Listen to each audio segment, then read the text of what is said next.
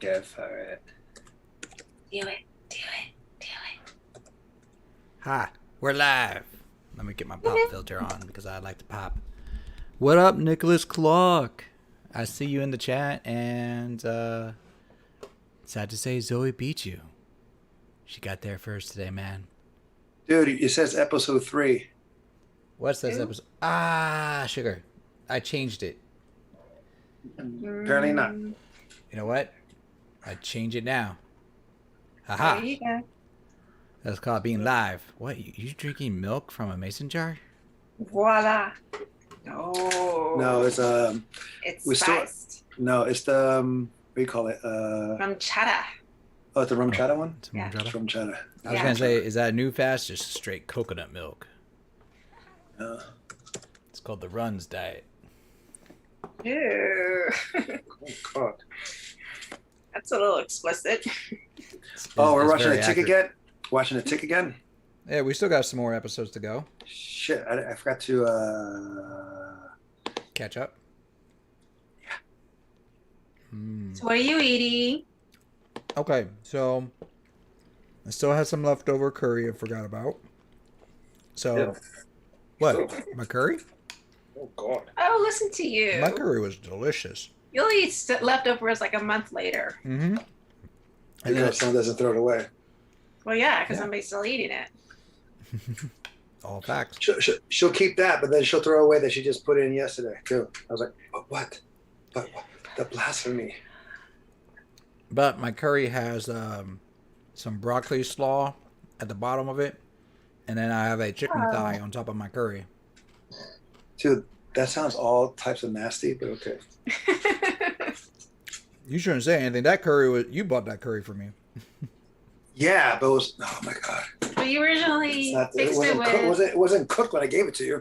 with beef, right? Yeah, no, but I cooked it. I cooked everything. And I cooked it with beef and then pork and then now it has chicken in it. I call it the trifecta. Ah. I call it the nasty. Well, Nicholas was ordering McDonald's. So Oh, even worse. I'm not gonna ham McDonald's, man. That's some good stuff. I've binged on a lot of McDonald's many a days.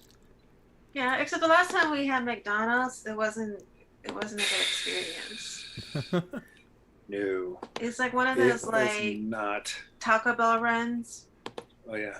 I have not McDonald's. I think I've had McDonald's once, maybe twice since that occasion. I've not done it again. I actually stopped drinking coffee, pretty much. Because of McDonald's?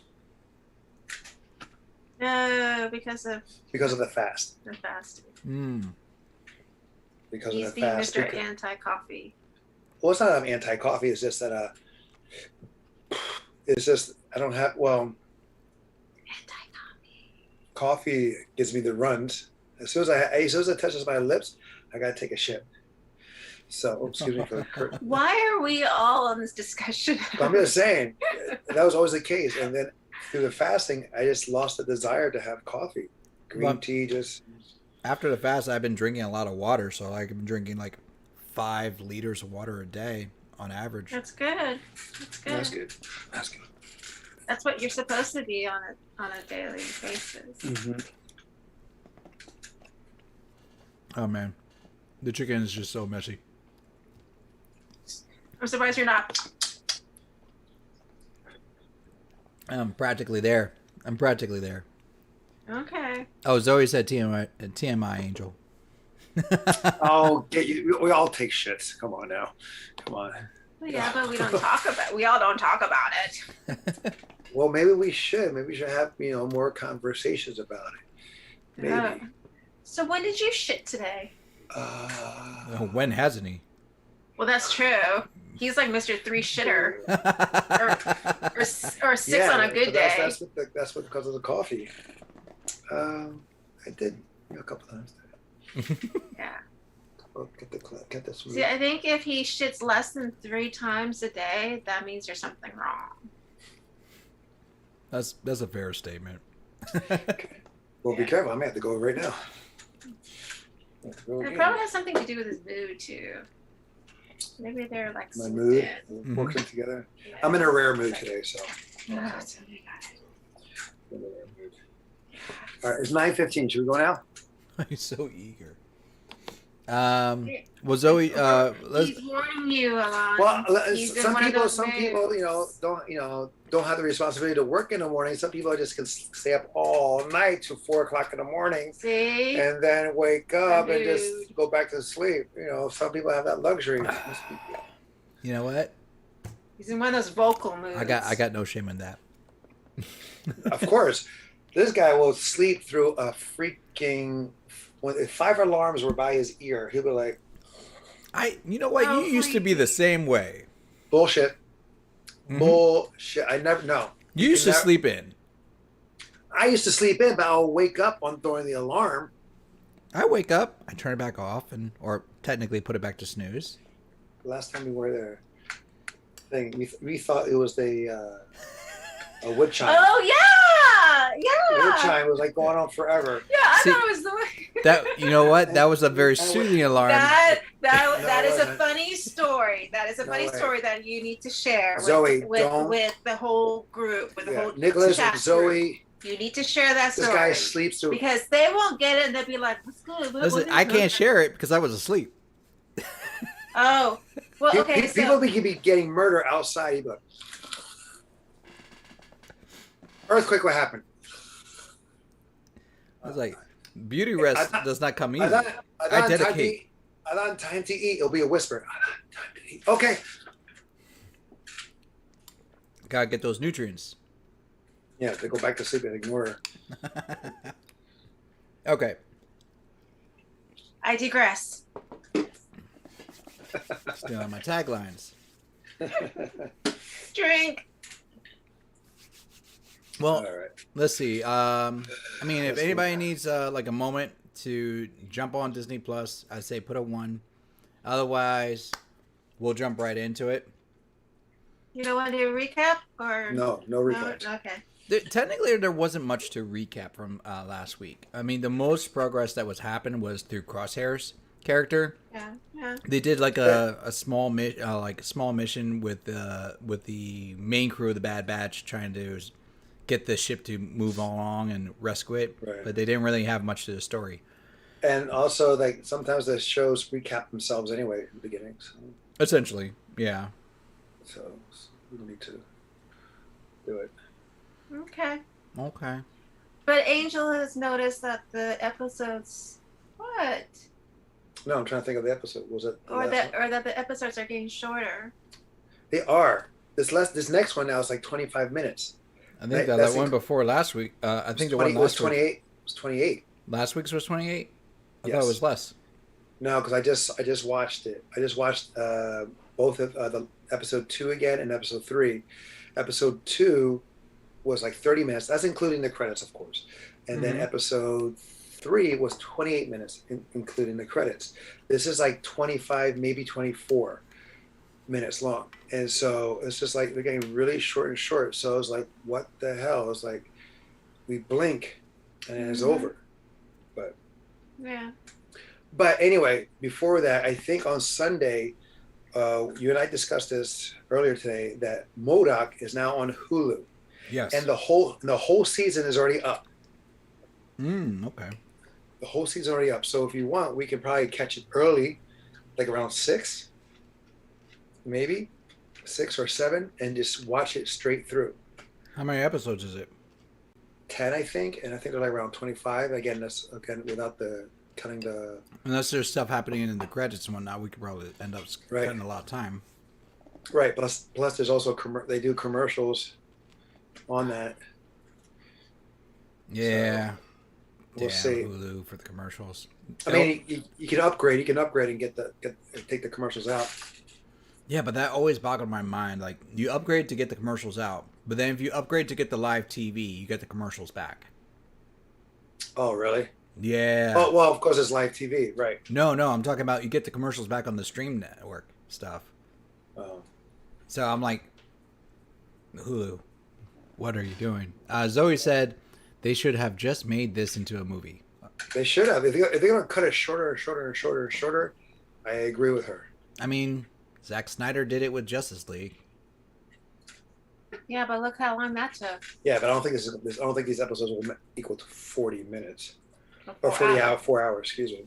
No, that's what I'm But saying. Like you could condense like 16 episodes and probably knock out if they're 15 minutes an episode, and that's being beneficial, like including credits and whatnot.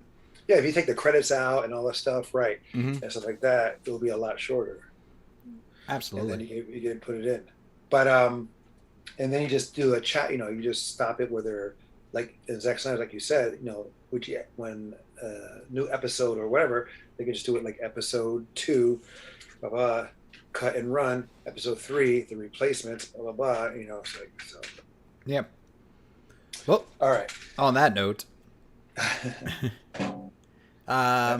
if you're coming into this video as a replay, thank you all for watching our video. We're about to get ready to watch episode 4 of the Bad Batch, and you're watching your host Adandron, that's me, followed by the film combatant with Angel and Kim, and we are getting ready to hit play on episode 4, starting in about 5. I can't count. 4, 3, 2, 1, and go. Blast off. Yay. 4, 5, 6, 7, 8, 9, 10, 11, 12. Yeah, no, I'm in sync with you. Yay. All right, cool. Okay. Philly, good to see you here, man. Also, quick note: I saw it on episode 3. They were chewing on something in remembrance of episode Empire Strikes Back when Luke was in Dagobah and he's eating like a long stick. Mm-hmm. They ate that in episode 3. I'm going to go with okay because I do not remember this.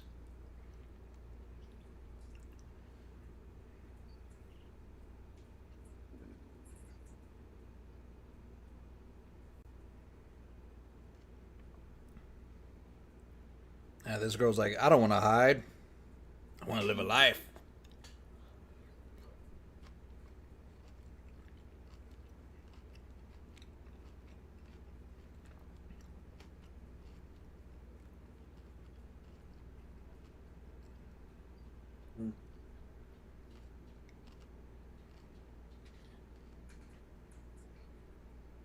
Notice that Wrecker's not having any headaches right now. Yeah. He did bang his head, which could have possibly activate or damage the chip even more. So maybe he's safe. I mean, yeah. I mean, that's all depending on, like, if they're going to play up that.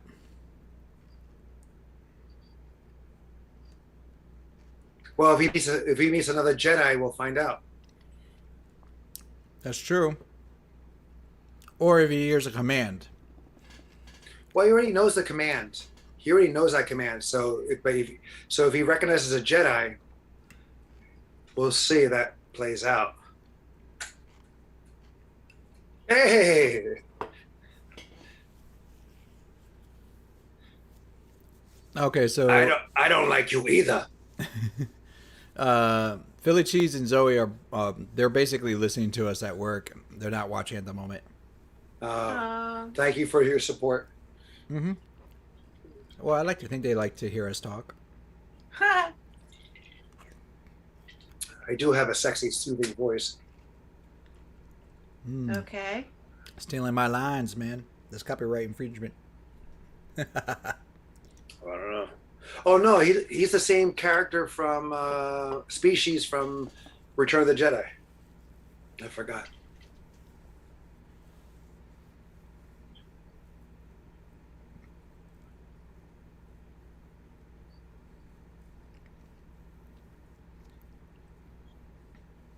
But he didn't speak English. Guess this guy does.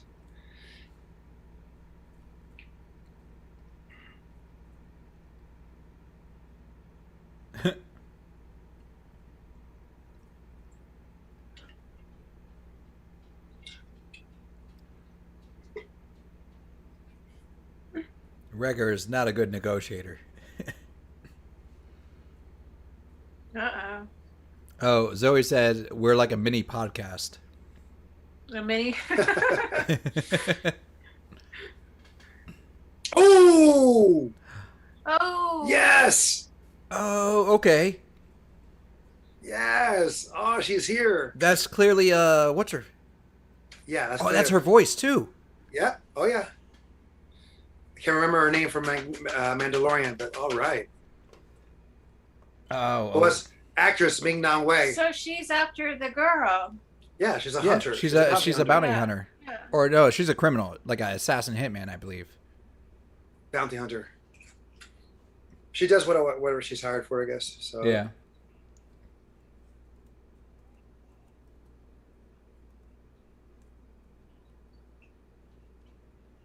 All right, let's see here.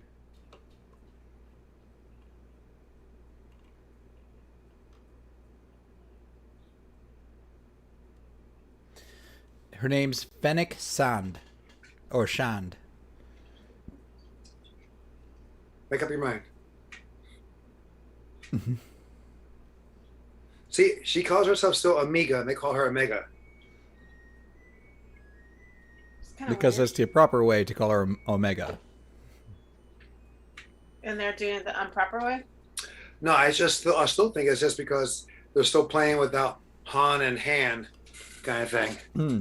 So I wonder if this is no. She didn't have the cybernetic intestines until after No. Mandalorian. Right. So this is way before Mandalorian. Don't forget, this is prior to the original trilogy. Mandalorian is after the trilogy. Yeah, that's true. Already? I don't know. Kim's already bored with this episode. Fennec did not excite her.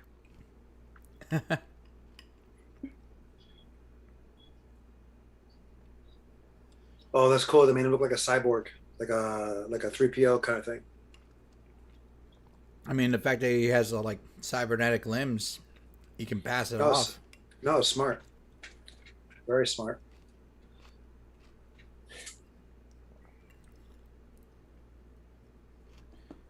Her accent is so freaking strong.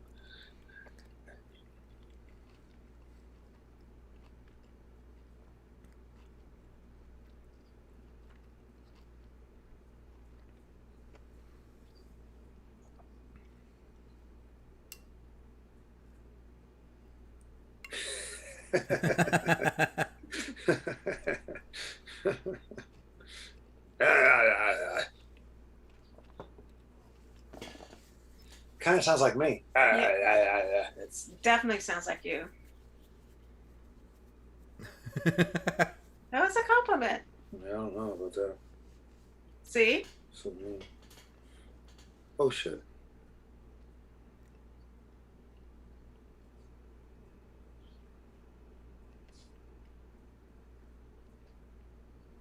Oh.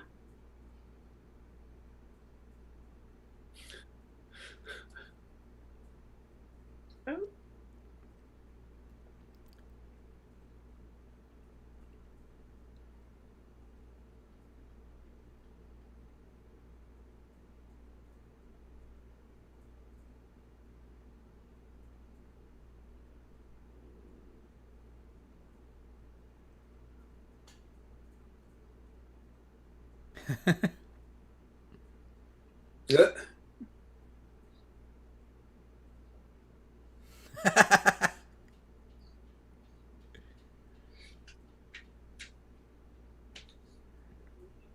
What I'm noticing about this episode so far is that it's like a Easter egg of the original prequels. I mean, the prequels. Yeah. All the aliens speak basic. Mm.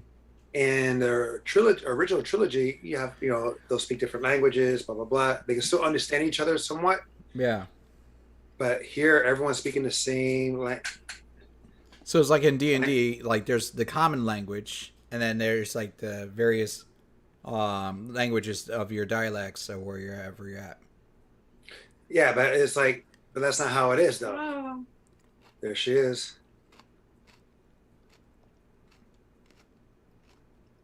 Because if you notice in the prequels, almost all the aliens spoke the same. They all spoke basic, which was kind of like takes it away, doesn't it? Give Yeah. the uniqueness of it.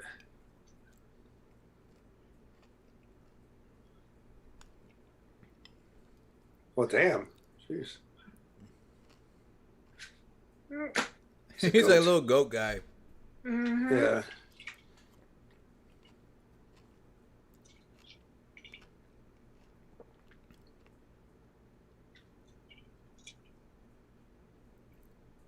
Oh wow, looks a lot like her. Yeah. Wow, that's good. She,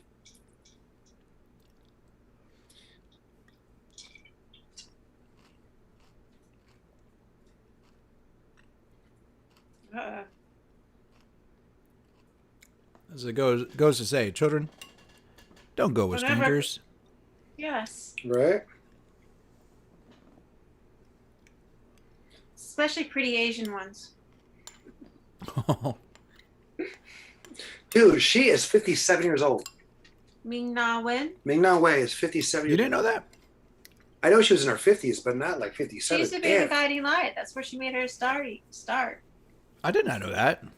Yeah, she used to be in the soap opera. She was in Guiding Guide Light. Yep. Yeah, but I'm not saying about that. I'm not talking about that. I'm just talking about like how good she looks for her age. Yeah, but that we should know that because that was like Mom's jam. Mom used to Well, watch yeah. Guide Light like it was a religion. Yeah. Yeah, I don't So that remember means- her. I used to be her VCR. And Mom Like used to Guide use Light. the beta. She No, upgraded. I was her. No, I was her VCR. Meaning, I will before we had that, I will watch the episodes for her, and then I had to retell her because her job was like 9 to 5, so I had to tell her what happened.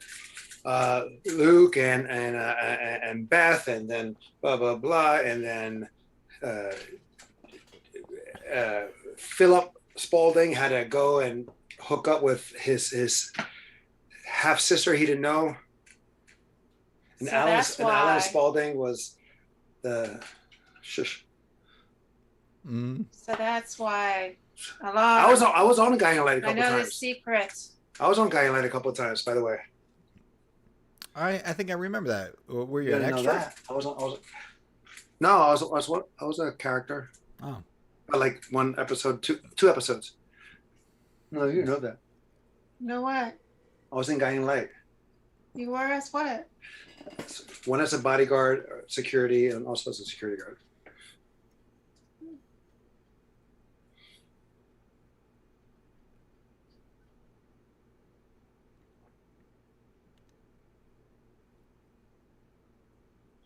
No, but I'm just saying though, she's getting a lot of work in her later ages.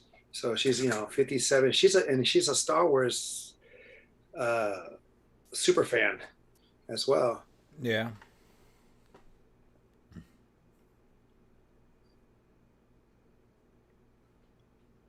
Wait, do they know her? Yes. Oh, they She don't, she yeah. was answering you, Lon. Yes. Oh.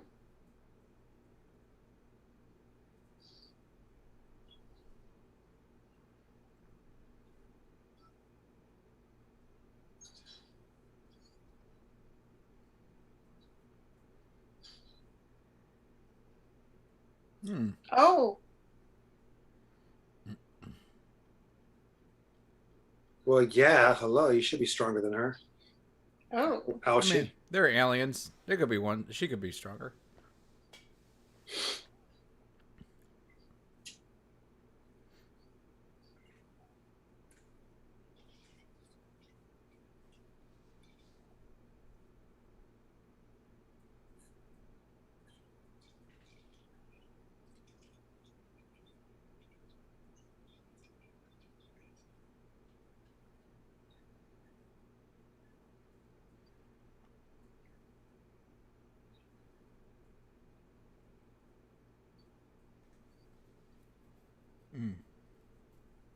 Well, okay. So they don't know exactly who she is, but she knows she's trouble. They don't know she's a bounty hunter.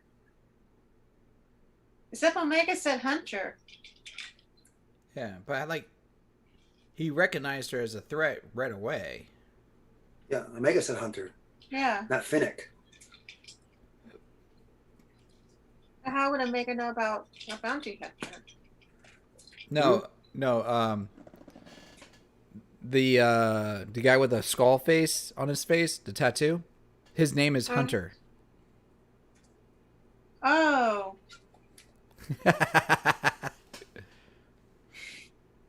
Oops. Shush. Shush. Maybe if you call him Rambo, she'll probably understand. Rambo. There you go. Mm-hmm.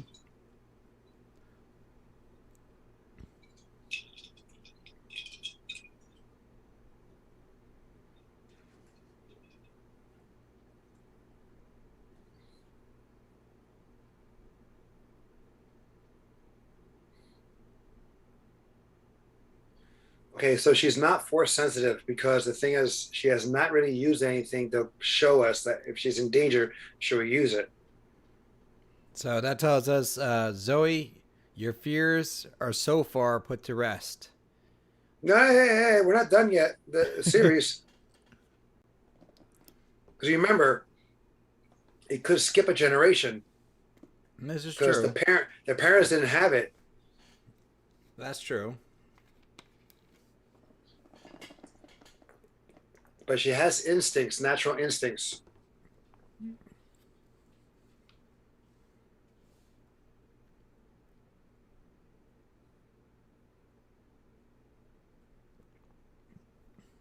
Aww.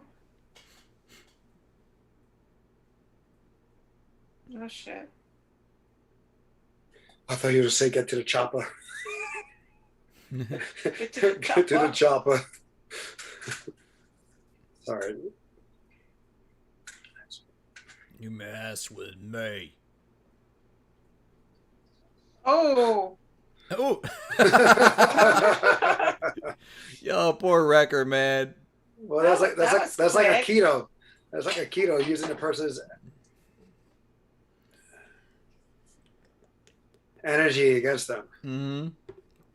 Kim is messing up my spot just to save her wine. Gotta save the wine. Always protect the wine.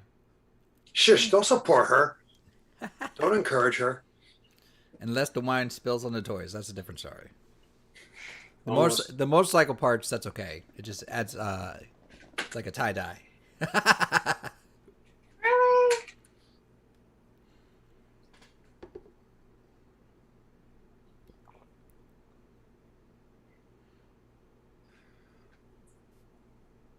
Oh! That was kind of easy.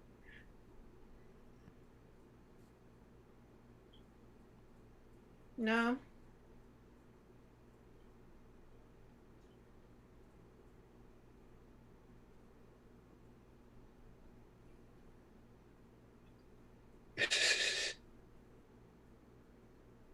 Oh, he's watch. He's gonna climb it. He's gonna climb it. Can They're those gonna things generate fly? speed. No, but he's gonna climb because it's still. Remember, it's still surface. It still needs a surface. Or not. I think she needs Omega alive. No, she's not trying to kill her. If she was trying to kill her, she would have done it like earlier.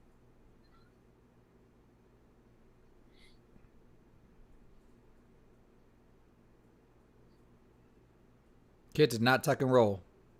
Mm-mm.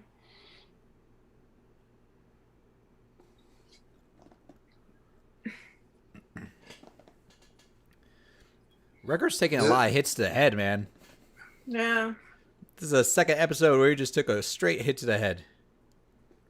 But he had his headpiece on. He had his helmet on that one. He had his helmet on. Yeah, but it was enough to knock him out. Granted, it was not fully on. Hmm? That's true too. Or was it? I can't remember. No, it was fully on. But yeah, imagine it. It's like a football player. Like, you can still be concussed. Oh, Ooh. talk about concuss. Now he's the one that lost the species that lost the arm in A New Hope. I have that toy. I have that toy with that species. Yeah, it was mine. Well, I do have it now.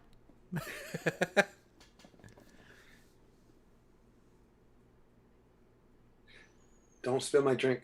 Don't break her. Don't break my. What are you looking over there for? Huh? See all this. Well, this is the action. Not enough. This is a lot of action compared to the other 2 episodes. Yeah. No, I agree. Oh! Oh!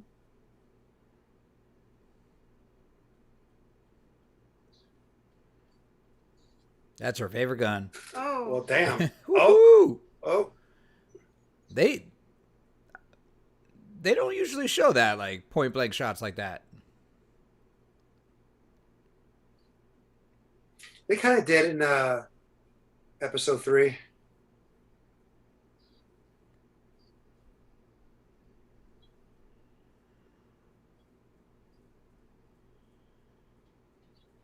Oh!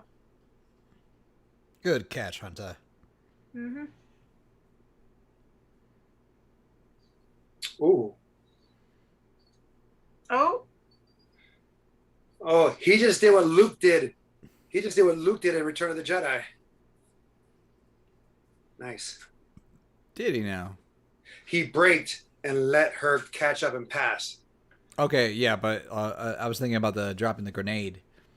No. Just how he controlled the speeder or the cycle.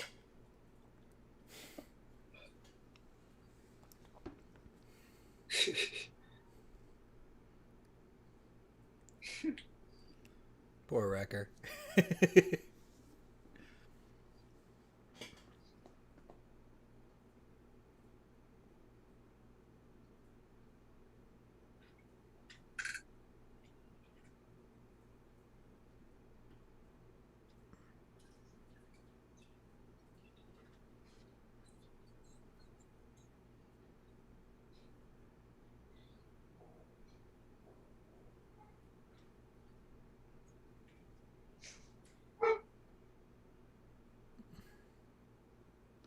Hmm.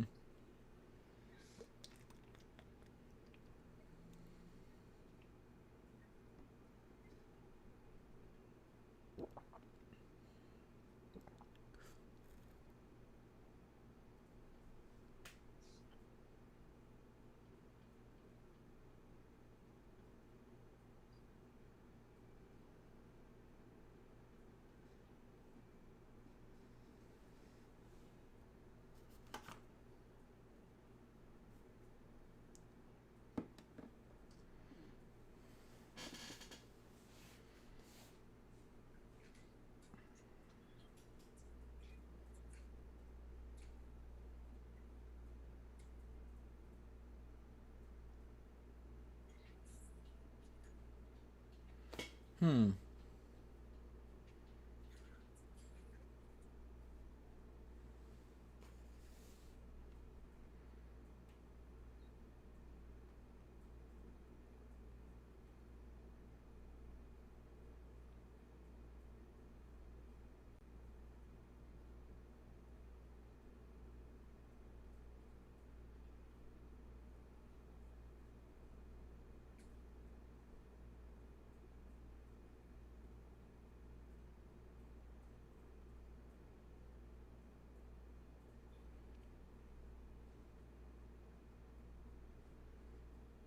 I kind of like this episode.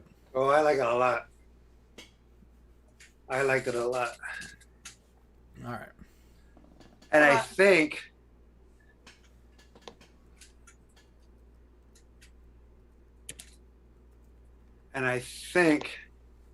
okay, that's loud. That's dangerous. I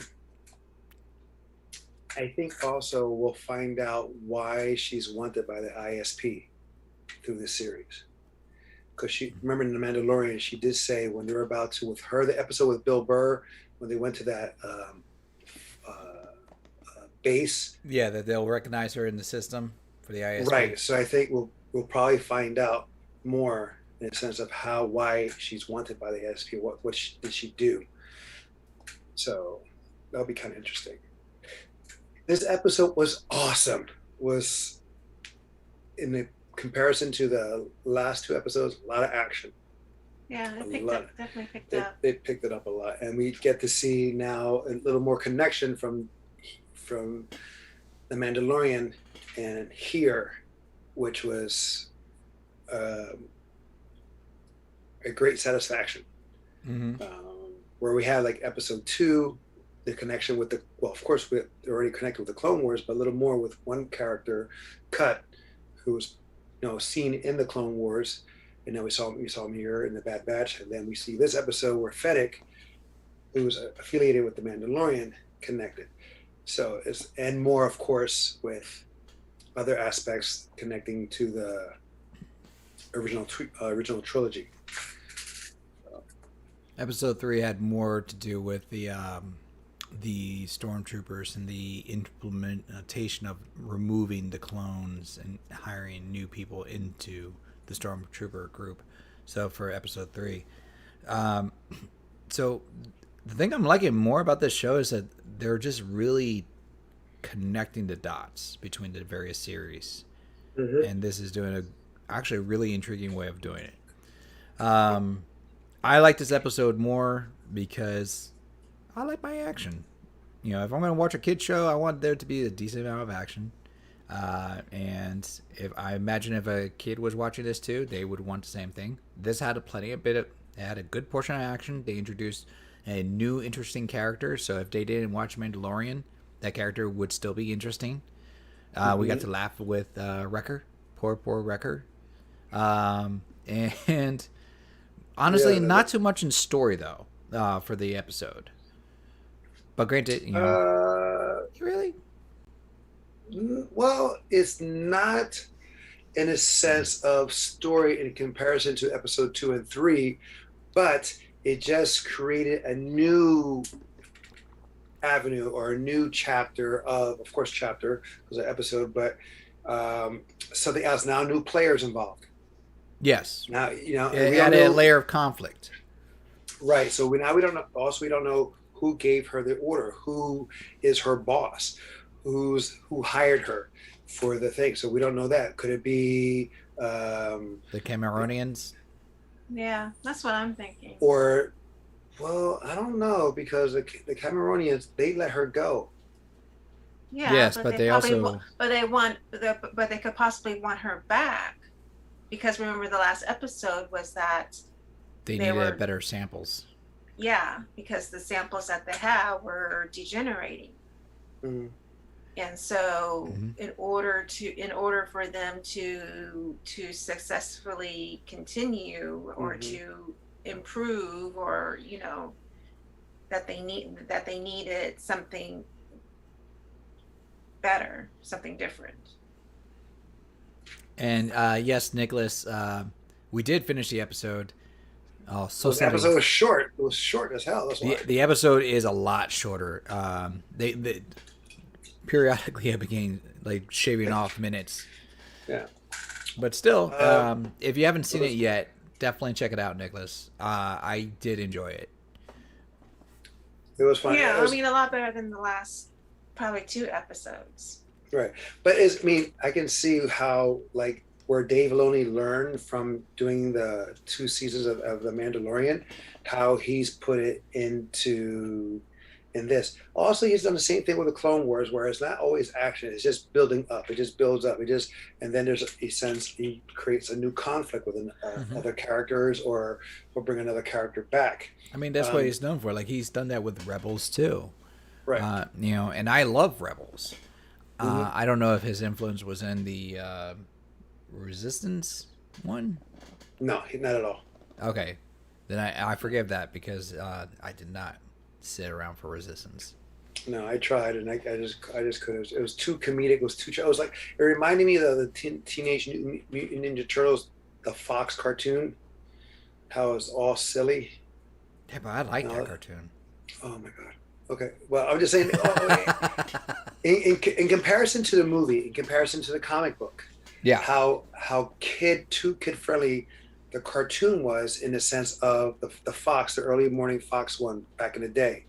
I don't know how it is now, the 3D animation series, but I just know the 2D one was very, like an enemy will hit in the toe and they'll hop off the screen in pain, stuff like that, or get kicked in the ankle. They're like, oh, ow, ow, ow, ow. That just, they hop off screen and defeated already. So that's how like the Resistance was. It was very too kid friendly. I was like, ugh.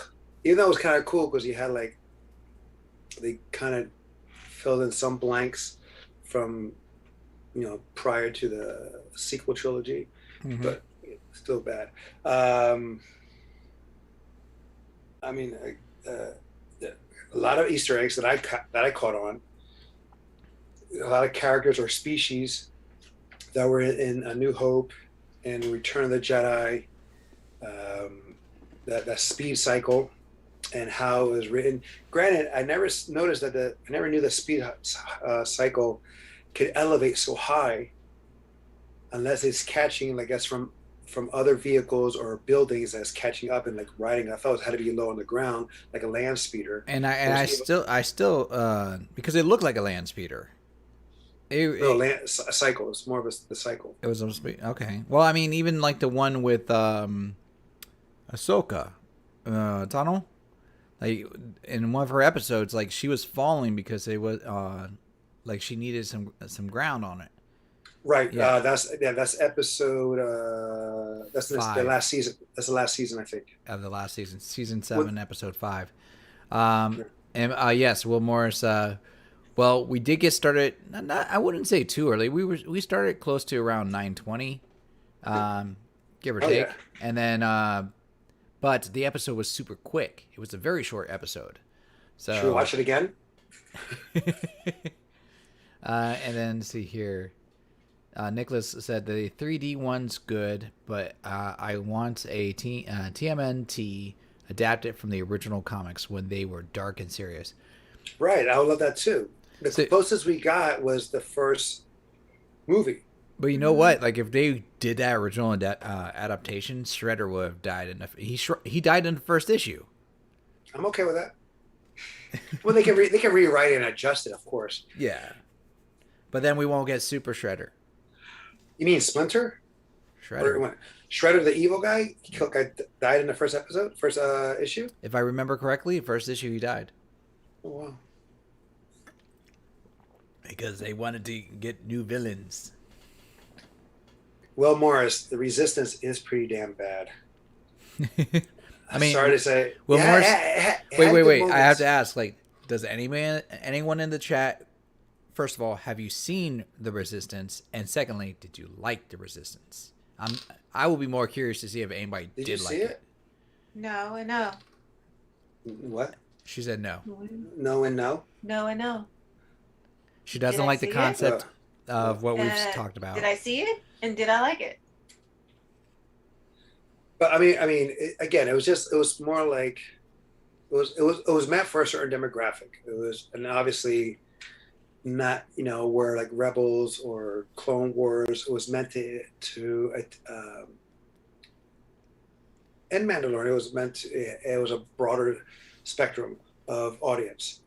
Where again, Resistance was a little more specific, younger generation.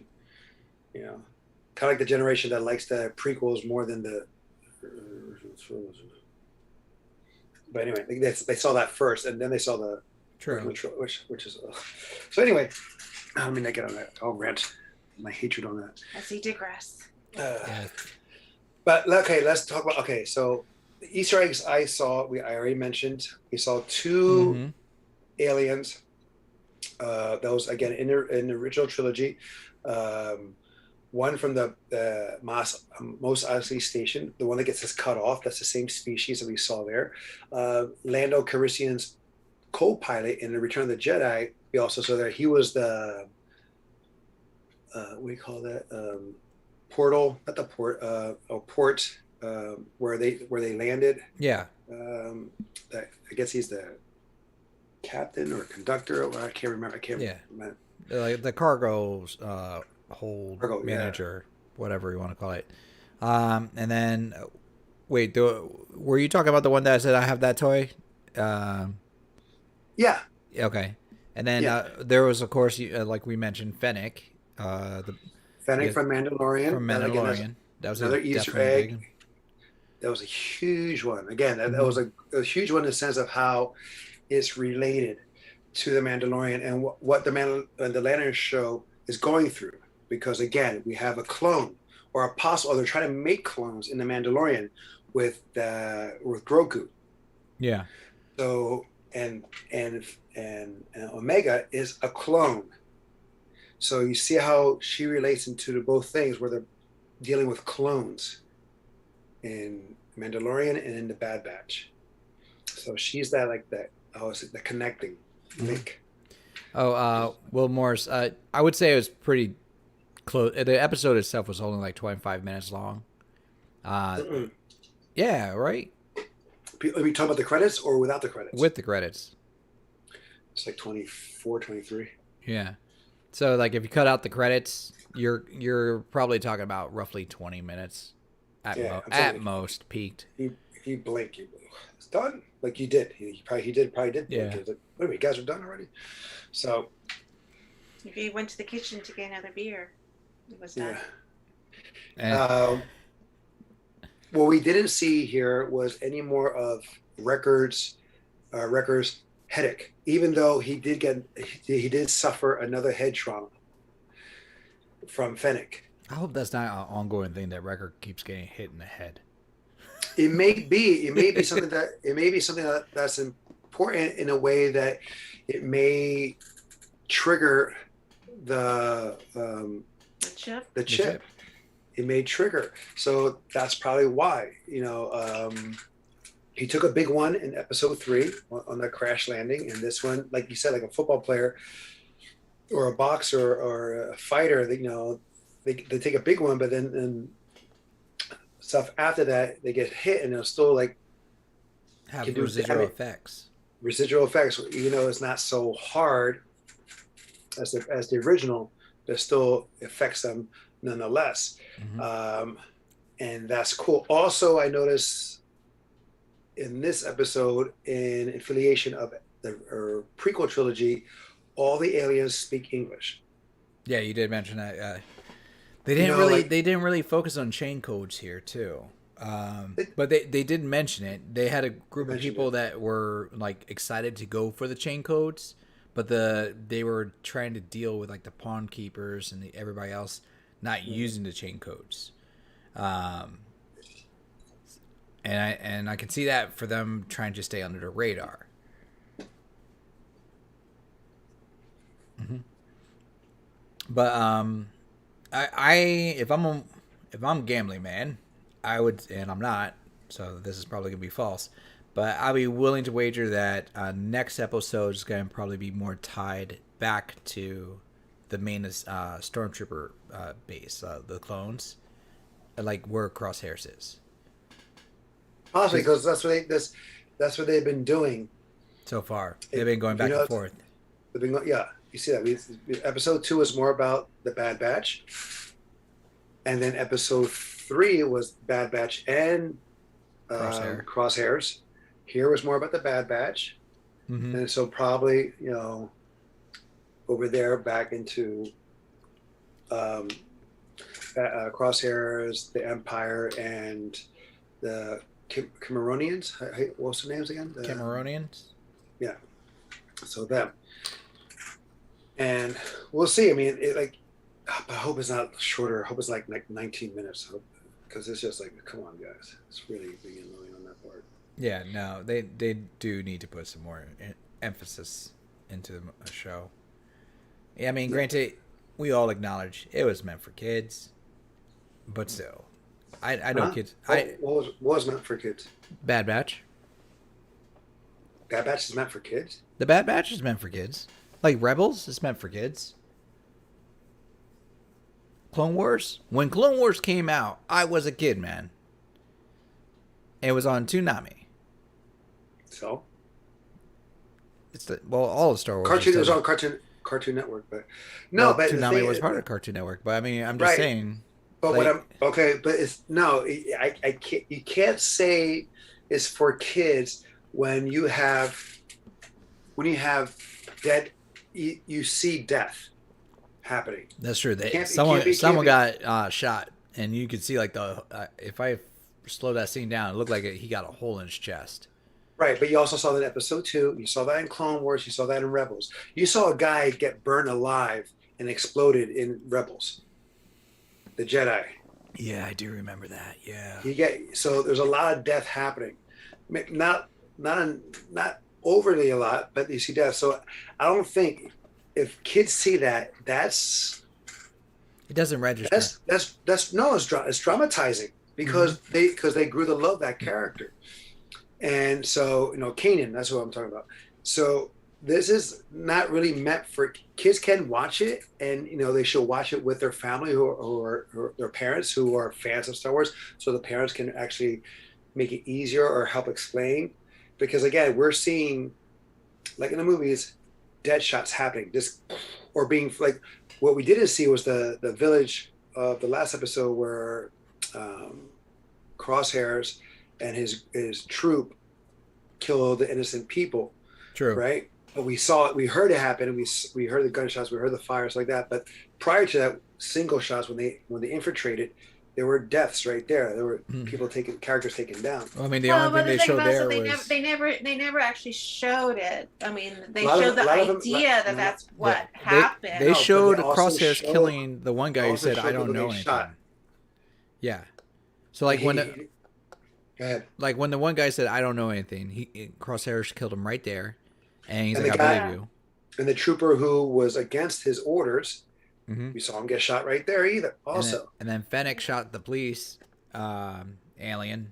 I don't know what better way to call him, but he wasn't wearing any armor. He just got shot through the window of his air cycle. Right. So I mean, some are insinuated in the sense of you hear it, you don't actually see it because it's behind the camera or off camera. And then we also, it was a mixture. It was a mixture. But to say that I think it's just for all to watch. And again, if kids are watching it, they should be watching it with their parents. Parents can help usually explain. if it's geared towards minorities, isn't it supposed to have some kind of minorities or minors? Oh, I mean minors. Sorry, if it's supposed. Sorry. What? Nothing. I mean, just if it's geared towards minors, it's supposed to have a disclaimer saying that warning. Right, but yet there's none. Yeah. We have not seen one. I mean, because I know, like, I think to get away with it without showing, as long as they don't show like blood. It's one of those weird caveats. I forgot what show it was that had a disclaimer, like flashing lights and everything may cause, because there was that whole incident where, that was because of a Pokemon cartoon. I know, but I know I saw it recently. Yeah, you're right. I can't remember right now. But what show it was that it had that disclaimer saying Invincible. Yeah. It was Invincible. Invincible had that disclaimer before the episode about the flashiness. Even though it was really flashy, it was just really gore. But it was just. Oh yeah. Will Morris, you're not wrong. Lucas himself did say that Star Wars was meant for 12-year-olds. Right, but not when it was originally made. Not when it was originally made. He kind of did say afterwards, like that New Hope was meant for it. Yeah, but come on, all those deaths that happened, the choking and Darth Vader breaking someone's neck within the first 10 minutes, he breaks someone's neck, just like that. Episode Return of the Jedi and the prequels, yes, because you notice in Return of the Jedi how straightforward A New Hope was. And remember, Han Solo shot first. I don't care whatever Lord Lucas says or tries to change the fact that Solo shot first when he shot Greedo. All right, but he tried to change it because he got his mind is, how like some people change their mind or they get older. They how. But it's funny it's interesting how they touch on like the death and killing of people and all that, but they never like touch anything like sexually, what incest. Well, I mean, no, they did touch on that. Brother kissing sister or sister kissing brother. Well, no, but like sexually, like people having sexual intercourse or whatever, Oh, what she means is they stop at the lips. Yeah. Yeah, but that's first base only. It's not who cares about that? I don't care about that anyway. It's not about that. You know, that. Oh, sorry, that's just me. I don't care about. I don't care. Like when I personally don't care about sex scenes in any movie unless it's porn. He's such a pure soul. No, it's not about that. I don't care. It's just like, oh, they're kissing, they're making out. All right, blah, blah. I don't care unless it's porn. I don't care in any other movie because it's like who? Yeah, you just want to see Halle Berry's boobies or whatever. I don't care. That doesn't to me doesn't. I never really cared for that. But like these, like Return of the Jedi. He changed his thing because he was also influenced by a person who's like, like because Empire Strikes Back was extremely dark in comparison to A New Hope, and so a parent reached out to him and said that. So he listened to one person's opinion, and he made Ewoks. Granted, because of financial, also it was kind of hard to make everyone a Wookiee, but he made an Ewok, which was if you switch the letters around, is Wookiee. So in prequels, if you switch the letters around, it's also woke. Right, but he made because he became woke for the wrong reasons. And the prequels very childish. You have Jar Jar Binks, you have stuff like that. It's just very lame in that sense. There's no episode 1, 2, or 3 are actually dark. They're not dark. They got dim. The shades went down a little bit, but they didn't get dark like how episode 5 in comparison to episode 4, New Hope and Empire Strikes Back. That got, those two great stories, but like almost like opposites in how the story was told. And then you have episode 6, that became more of a cartoon morning version. Come on, you're gonna tell me that Ewoks can defeat a full army of soldiers wearing armor by rocks and sticks when they have blasters?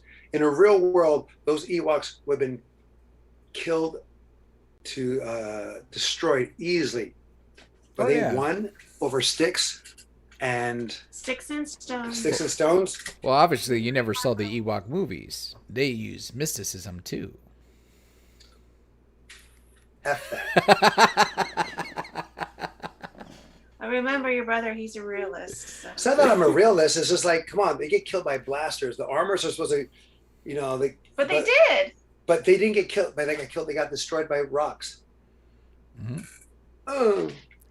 I mean, technically, like big rocks can still damage an armor. Like you can still damage armor. Yeah, but none of the armor was damaged. Let me throw a rock at you the next time. I'm not wearing armor. I'll get a headache. So try that. I get a ring. I get a ring in my ear. I'm sorry. I'm just sorry. It's like if you think about it, you won't be able to go pee pee for a while. Why not? Because someone.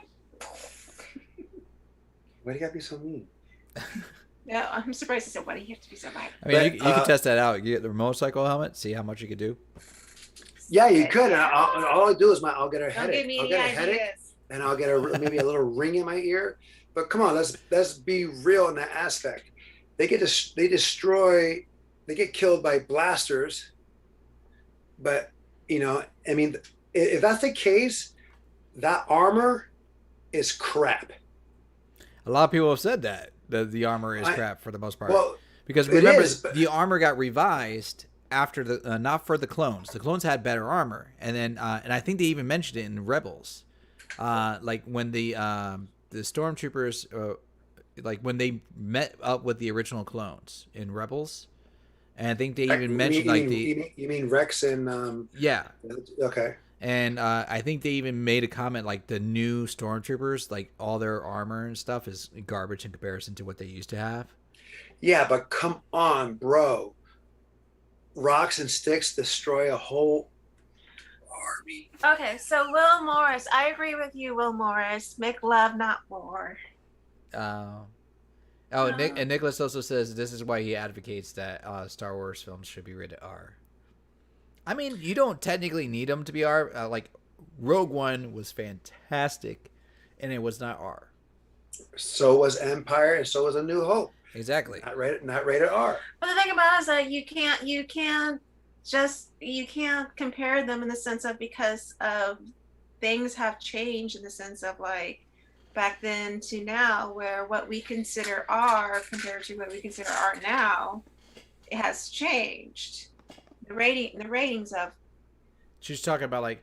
Are you trying to be? Are you mocking me? I'm very mocking you. No, well, no, she's not necessarily wrong in one sense. Like, remember Goonies? No, yeah. But okay, yes, but the thing is, because they said a bad word, it's going to be considered. No. There's a certain limit you can say, or certain words you can say that will not consider it rated R, or also violence. And the thing is, Empire and A New Hope and Rogue One had enough violence or whatever, and it was still not rated R. You're welcome, Nicholas. But it was how it was told. And Kavari, I mean, except for episode 1, I loved episode 1 of this, but yes, I think this is the best episode so far of the season. After episode 1, yes. Yeah. Yes. And then, because it had a lot more action going on. Well, it's not just that it did move the story forward, because we were having, like, before we got Fennec. We were reintroduced to Fennec, or for those who are for the first time watching this, who has not seen The Mandalorian, is we're seeing Fennec. So it's moving forward, where Cut and Run episode Cut was from the past from the Clone Wars. So you see how the story is moving forward. With the episode 2 and 3 was character driven, get a little more backstory of the characters that we know. And now it's moving forward, because now they know there's a hit they know for 2 reasons. Because of their ship is now on the wanted, and now Omega is also wanted. Yes. So now they know people are full aware, or a certain amount of people are full aware of them. So now they got to figure something else out. True. So. But a lot of the reason why they were at where they were at is because of supplies. They had to replenish supplies and fuel, right? Well, that's where they landed. That's where they landed, because the fuel and rations were low. Yeah. Well, so they also realized that they had to remove the key code from the ship and change it because it was being tracked. So that's why they landed on the episode 4. They needed to do all of that. It was multiple stuff. Mm-hmm.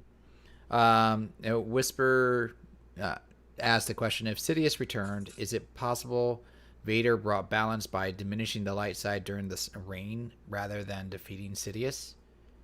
I mean, wait a minute. Darth Sidious is Palpatine. Yeah, no, I think that the wording was just off, but I think that when they were saying, like, when Vader or Anakin realized Sidious is a Sith Lord, instead of killing him right there or capturing him, the act of joining Sidious is what was bringing balance to the Force.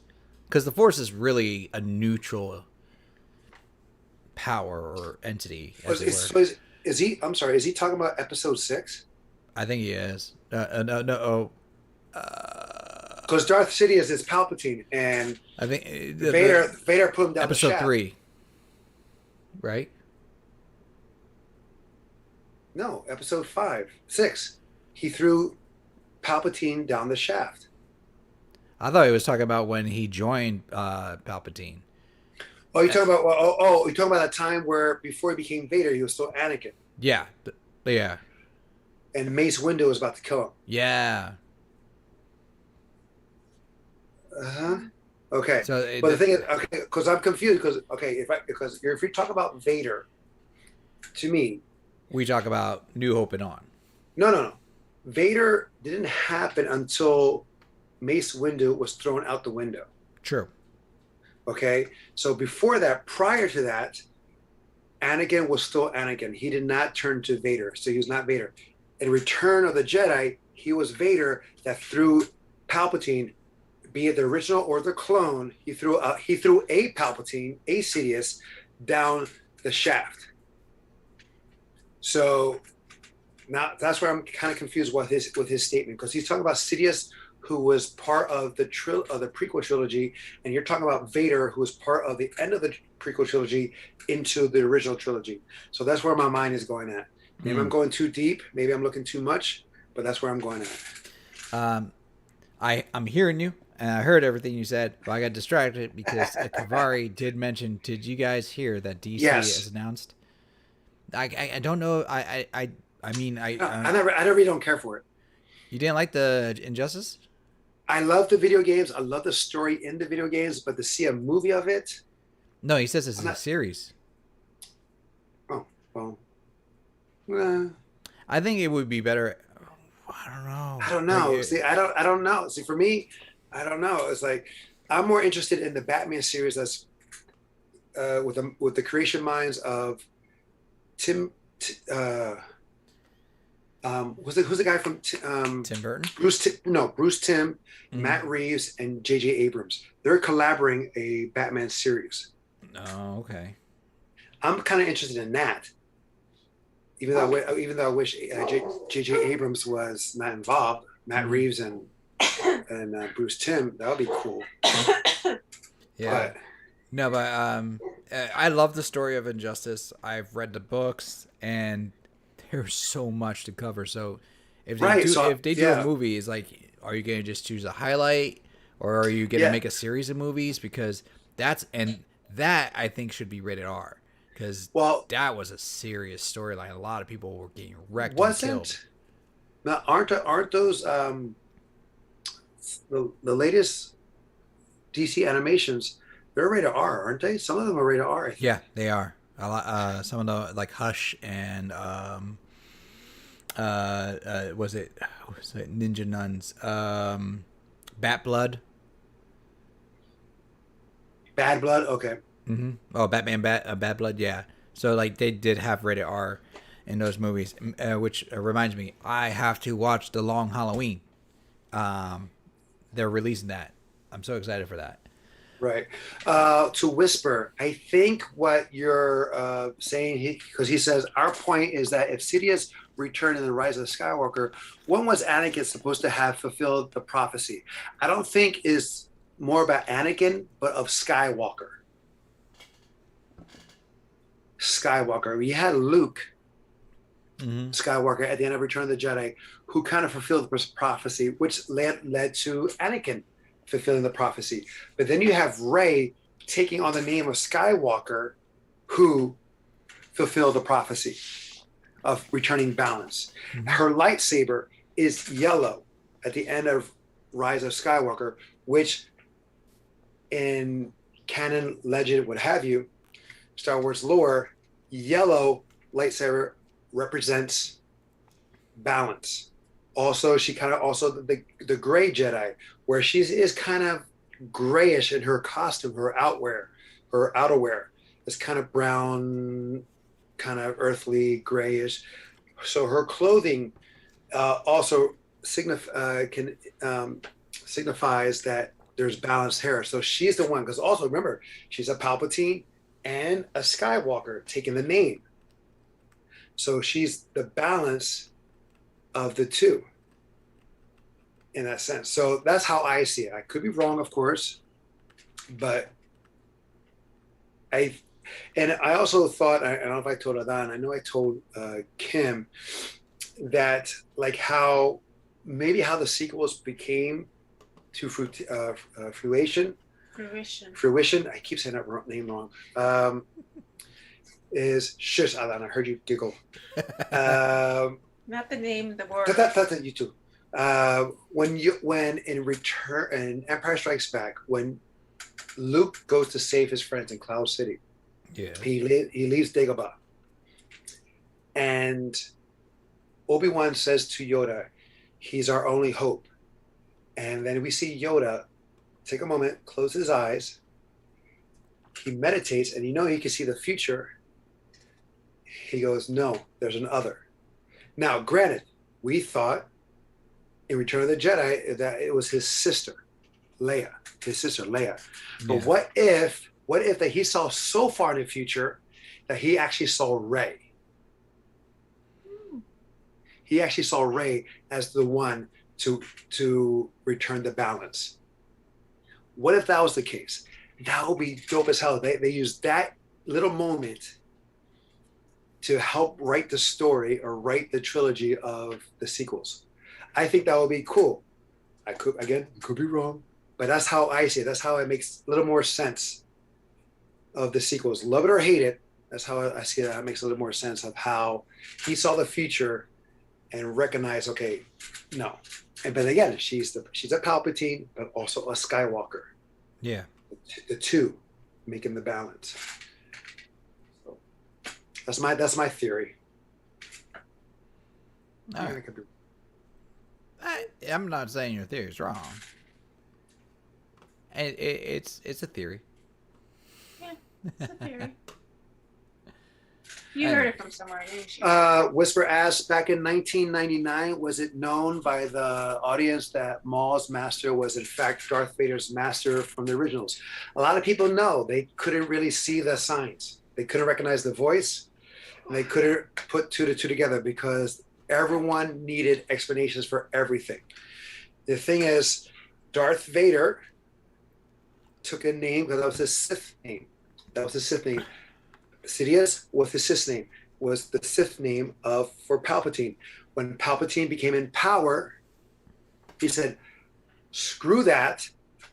I am the leader. I am Palpatine. So he discarded his Sith name and just became Palpatine because, don't forget, he was in the Senate and he was rising in power as Palpatine, even though he was moving the chess pieces as a Sith Lord, as Sidious, Darth Sidious. Correct. But when everything came together, he says, "Here I am.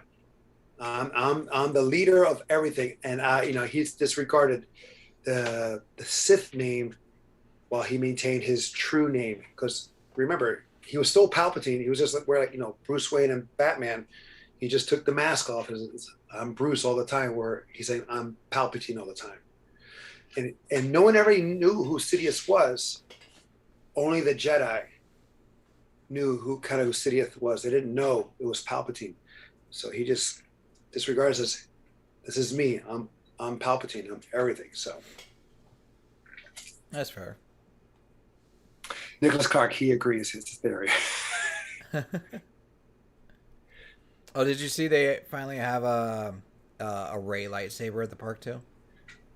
Yes, and they have the Darksaber. Yes, I seen that. But I also seen the knockoff version where you can battle with the Darksaber. Knockoff version. The one you got me?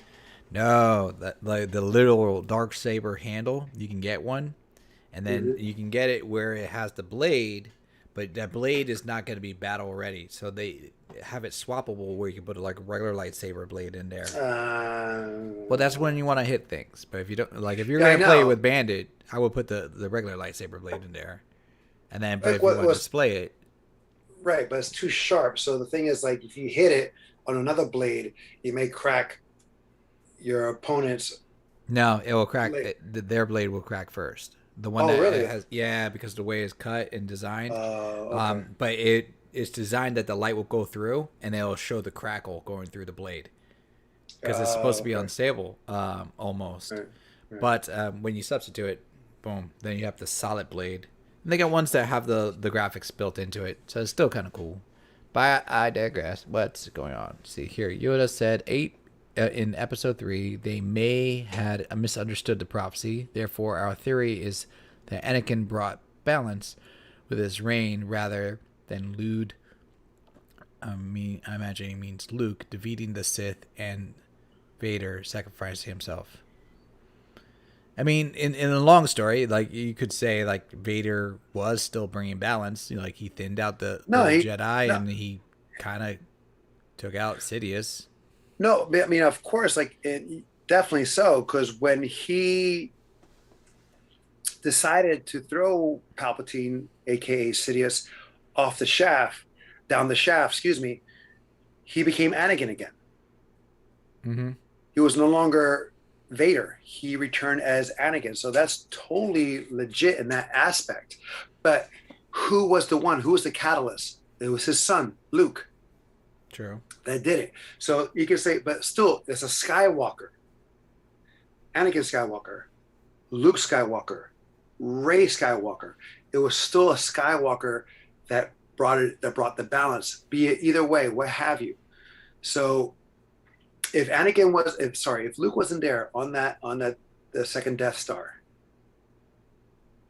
Darth would have not changed. He would not return as Anakin. He would have stayed as Darth. True. So I'm sorry, you bored? No. You're bored? Okay. So that it is all relation. But again, that Sidious that was thrown down the cliff, or down, I keep saying cliff, down this shaft. People are saying now that wasn't the original Palpatine. That was also another clone. And I mean, he looked pretty tore up when we got to see him again. Which makes no sense, because you would think if he was a clone, like my thing is that I know people say he's a clone, but my feeling is still the original that was thrown down the shaft, and who we saw in Rise of Skywalker. It's the same one because of his fingers. It's not healed, whatever, blah, blah, blah. And he still has a thing. If you're a clone, you would not look as decrepit and as aged or burnt like he was. And it's like you will look like prior to the lightning flash, lightning throwback. See, the only way that I can think of that actually working in theory is if they were looking at, like, remember Proteus from the X-Men?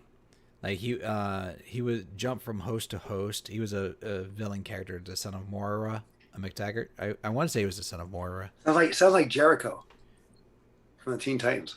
Kind of like that. He would jump from one host to another, but the thing is, he'll burn out that host.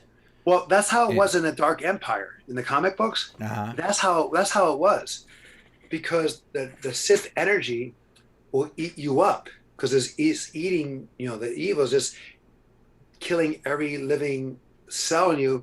That he needed multiple clones to transition his force or his life essence from one host. When it's done and was depleted, he goes to another host. Mm. They went through that story in the Dark Empire, and it was beautiful. I was like, oh, that's awesome. It makes so much sense.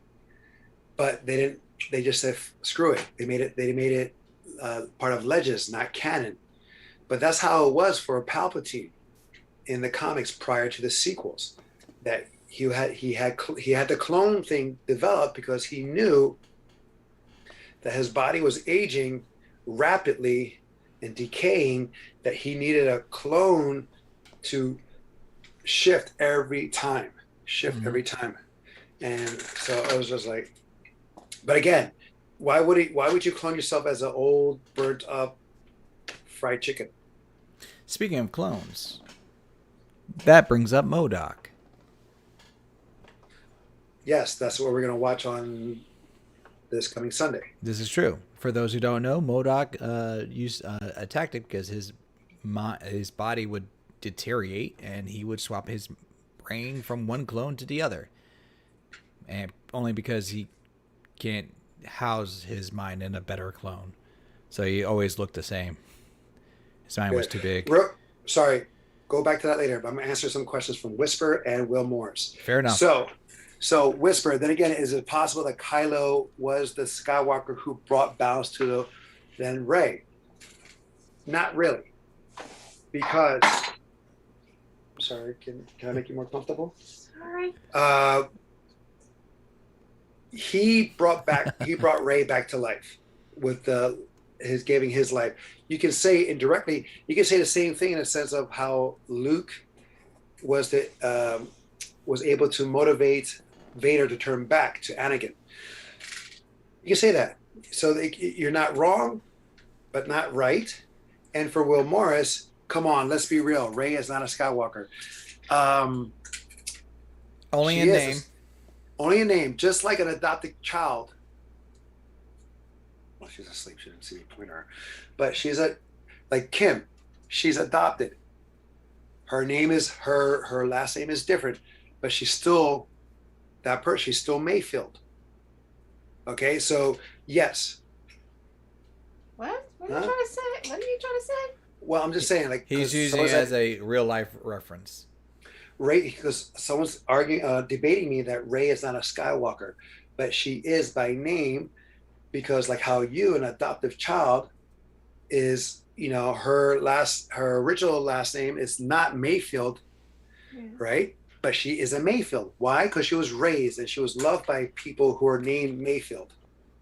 So, yes, just because your blood is not Skywalker, if you still carry a name and you still carry the teachings or beliefs behind it, you can. But she wasn't raised by Skywalkers. Huh? She wasn't raised by Skywalkers. But she was. She found. Really, like, and I see where Kim's coming from. Like Solo. She found Solo and Princess Leia, but like, how long was she with Princess Leia? But it doesn't matter. It doesn't matter. But the thing is, she felt connected with them. They were the only family that she felt connected with. Also with Kylo or Ben Skywalker. She felt in a connection with them. Also with Luke Skywalker. Those are the people that she could remember, that raised her, that trained her, that showed her love, that showed her compassion and stuff like that. Those are ones that gave her, that made her help her find a purpose in her life. So you can take on the name, even though you're not by blood, you can take on the name and still be that person, because again. True. Oh, Will Morris did see MODOK already. They saw the first 2 episodes. Well, damn, bro. They liked it. No spoilers, is what they said. Right. Do you, for Will Morris, because it's claymation, that didn't bother you, Will Morris, about the artwork of MODOK, because it's different from what have seen? I will say this, like, I haven't seen it yet, but I'm a fan of claymation. Like, me too. I rewatched not too long ago, like some of the episodes from Celebrity Deathmatch. Oh, they were so good. So like, I found them on YouTube. Like, someone brought up the resolution. They're so great. Oh, that's so smart and funny. Mm-hmm. Well, Bunda, you just don't like Marvel. Because why? Because it's fan service. This is true. He doesn't like fan service. He likes non-fan service. He said Kim didn't appreciate your comparison. No, she's just tired because it's past her bedtime.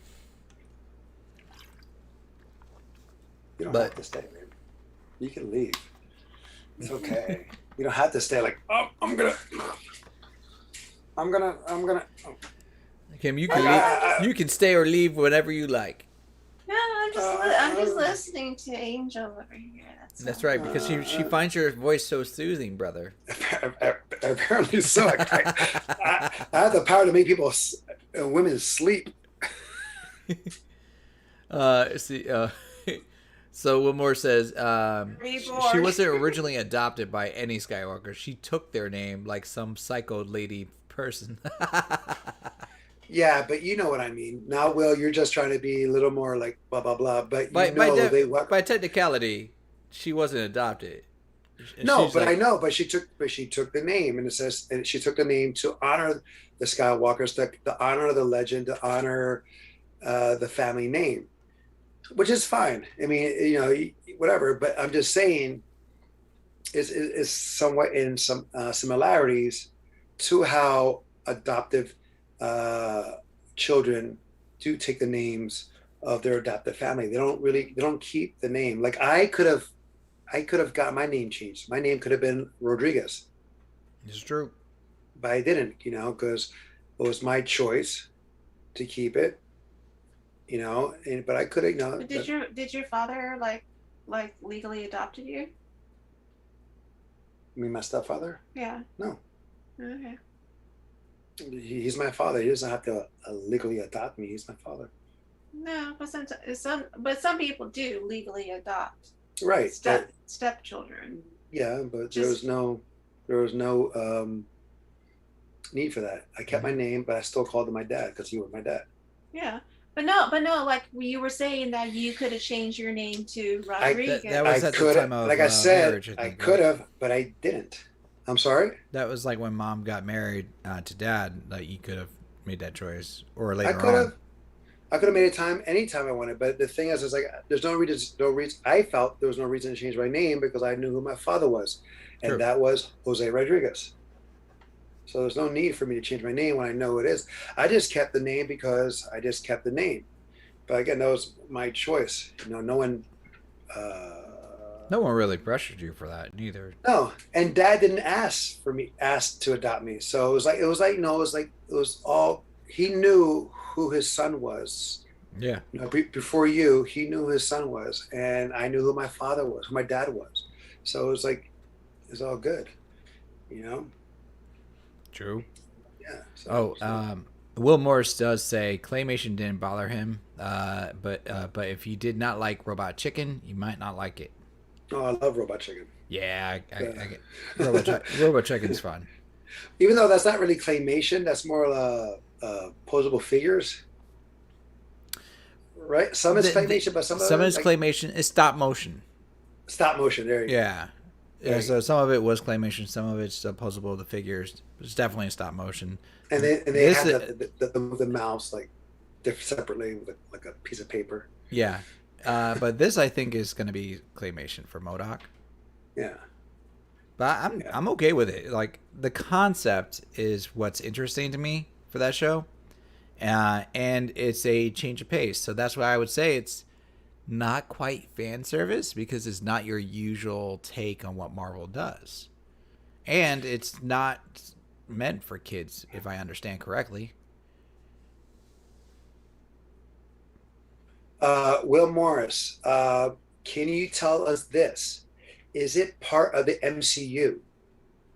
I'm gonna say no without even. Same here. Of course, it's claymation, but I just wonder if it's at all in that world, even though it's claymation or stop motion. I just wonder if that is. If he can just give us the heads up on that. No. Okay. Lost Nicholas Clark. I guess he saw it too. Everybody's seen it before us. We're always late to the game, bro. Nah, it's okay. It's okay. I mean, I'd rather watch it on Sunday and just watch it straight through. Mm-hmm. Rather get there than never get there at all. Yeah. Right. It's okay, guys. Some haters just love to hate. That's okay. It's okay. It's more like yes. a fan. So let's go back because you're gonna watch The Tick, right? And now it's past her bedtime, and I'm catching up to her. Yeah. So let's end the Bad Batch episode 4. What was the name of this episode 4 again? I forgot the name. Episode 4. Cornered. Yes. Cornered, and that's true. It did happen that way. They were cornered. Their ship went down. They had to repair it. That's twice already. Yeah. Right. Episode 3, where the converter. You know what? That's they didn't have to repair. They had to change the key code. Because remember, Mandalorian, his ship kept on getting damaged and to the point to where it got blown up. Well, no, it didn't get to a point where it got blown up. It just got blown up. Well, yeah. So, it was over like it crashed. It just got shot down. I know, but it did suffer a lot of, yeah. Well, yeah. So I'm saying, do you see the relationship, or not the relationship, the comparison to this series and The Mandalorian? You can see where Dave Filoni got his influence of how to tell this story. Especially also you have Hunter and Omega, you have Mando and Roku, and then you have the side characters. But even though the Bad Batch is actually kind of like one crew, but you have one focus person of Hunter. I have really no idea what the episode 5 is going to be about, which will be awesome to see. I mean, that's what I like about new series, because you don't know exactly where they're going to go. They're going to go back to Crosshairs, or they're going to go back to Tarkin, or they're going to keep another episode on Omega and the Bad Batch. Well, this one is like it's not very predictable as to what the next storyline's going to be or what's going to happen next. For the most part right now, yeah. I mean, it's just figuring out what they're going to do next week. But we don't have like a formulaic storyline as of yet, I would say. Which is great because it keeps us guessing. And so, it's not predictable. I mean, if you want to look at the Mandalorian formula, maybe you'll see something. Maybe we'll see. No, we won't. I was wondering if you'll see Mando, but we won't see Mando. No, because he'll be too young. Mando would be. Ooh, what if they tie in like his planet, like the raid on his planet, which forced him to join the Mandalorians. Maybe, or maybe we'll see Boba. As a teenager. Because he took he took the ship away after Attack of the Clones. That's true. Shortly after, yeah, it's right around. And so there's so how much time frame from Attack of the Clones to Revenge of the Sith to where they're at now? Could we see a teen version of Boba?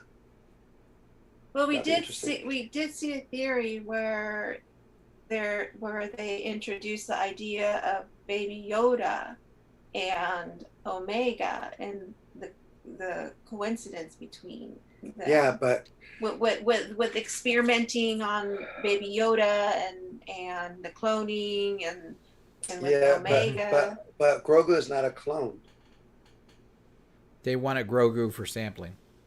They wanted to clone him. Yeah. Midichlorians, but he's not a clone, and he'll be around.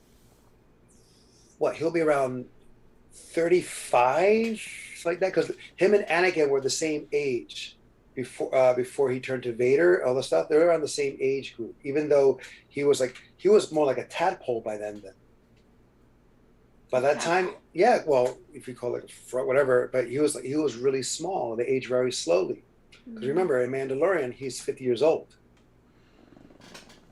So, so if we see Grogu, I don't think we'll see Grogu. It'll be too much. I think it'll be the side characters more because he's the main character of the Mandalorian. Him and Mando, of course. I think we'll probably see other sides. I would love to see a teenage Boba Fett. That'll be kind of cool. And maybe shed some light onto Nicholas Clark says all he wants to see is Hondo again. Yes. Which one's Hondo again? Which one's Hondo? I'm not gonna lie, I forgot. So I don't remember Hondo's face. Hondo. That sounds familiar, but every time I think of Hondo, like right now, if I'm saying Hondo, I'm thinking Hattori Hanzo. It's like, is it like Hanzo from Mortal Kombat? And I know that's wrong. Teenage Boba Fett. No, Teenage Boba Feet. Why? I just want to see if Fett gets his vet.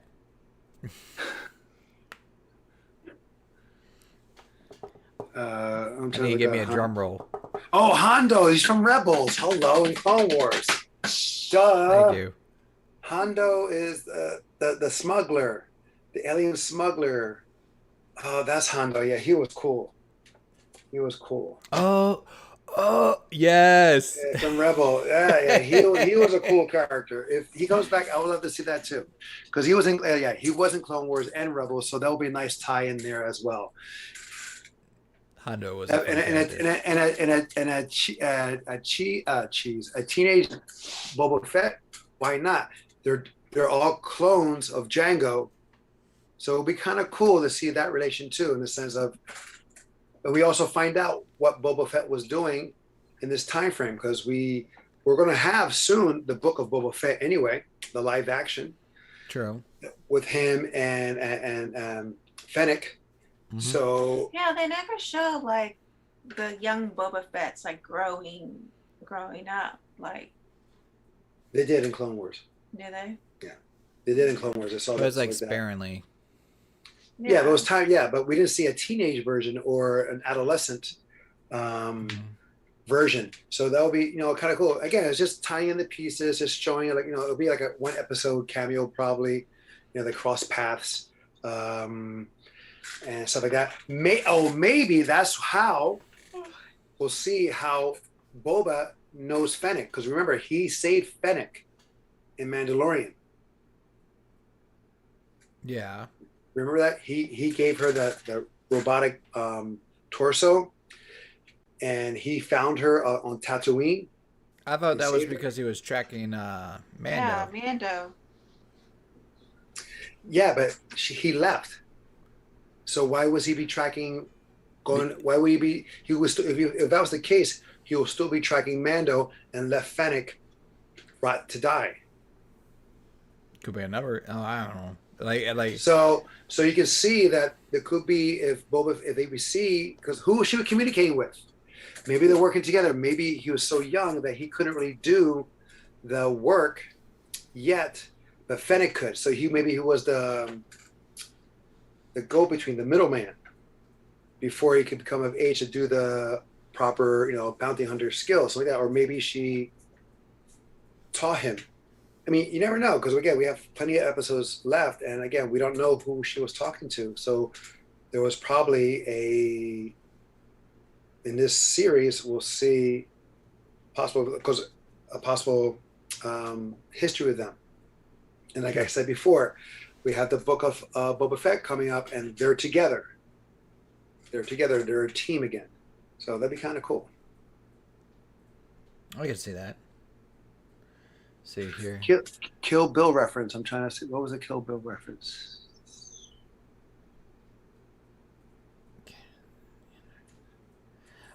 Nick said it would not surprise him if he saw Cassian Andor in the Bad Batch. He'll be really young.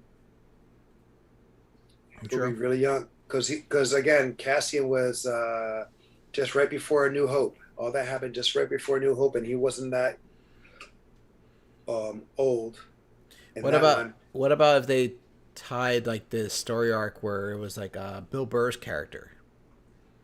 Remember when he shot the superior officer when they were and they were. So you're talking about that battle? Battle itself? He was like, it's not a battle; it was a manslaughter.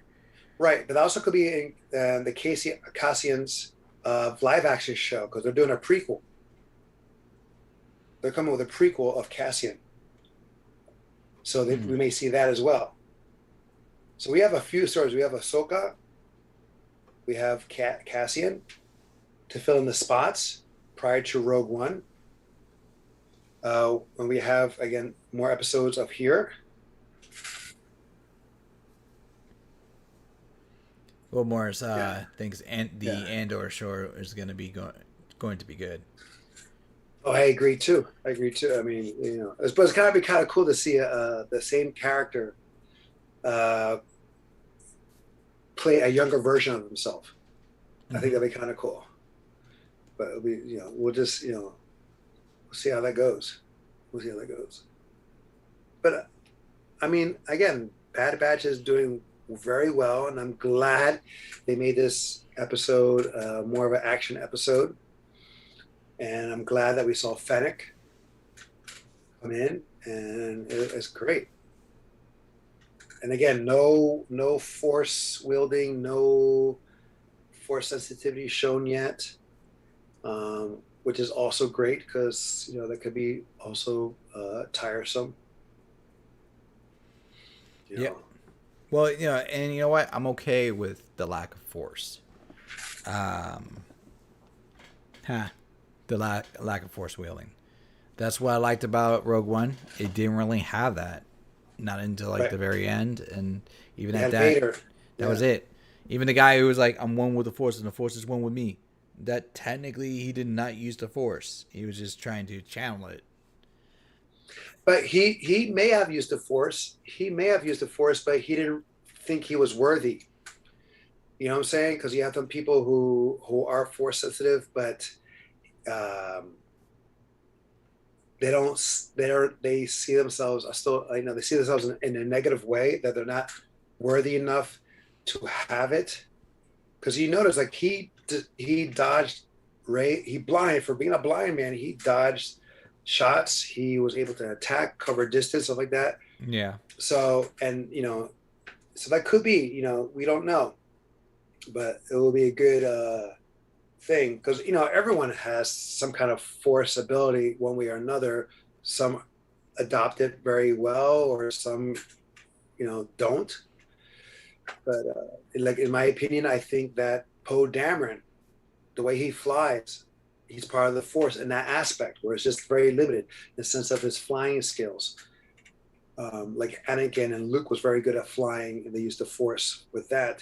Poe had that ability with his flying. Maybe not with his love life or whatever else, but with his flying, he was freaking like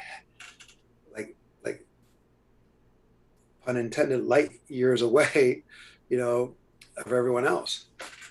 Okay. Sorry. Will Morris clarified the Kill Bill references. When I said Hattori Hanzo, technically it's a Kill Bill. Well, Hattori Hanzo was actually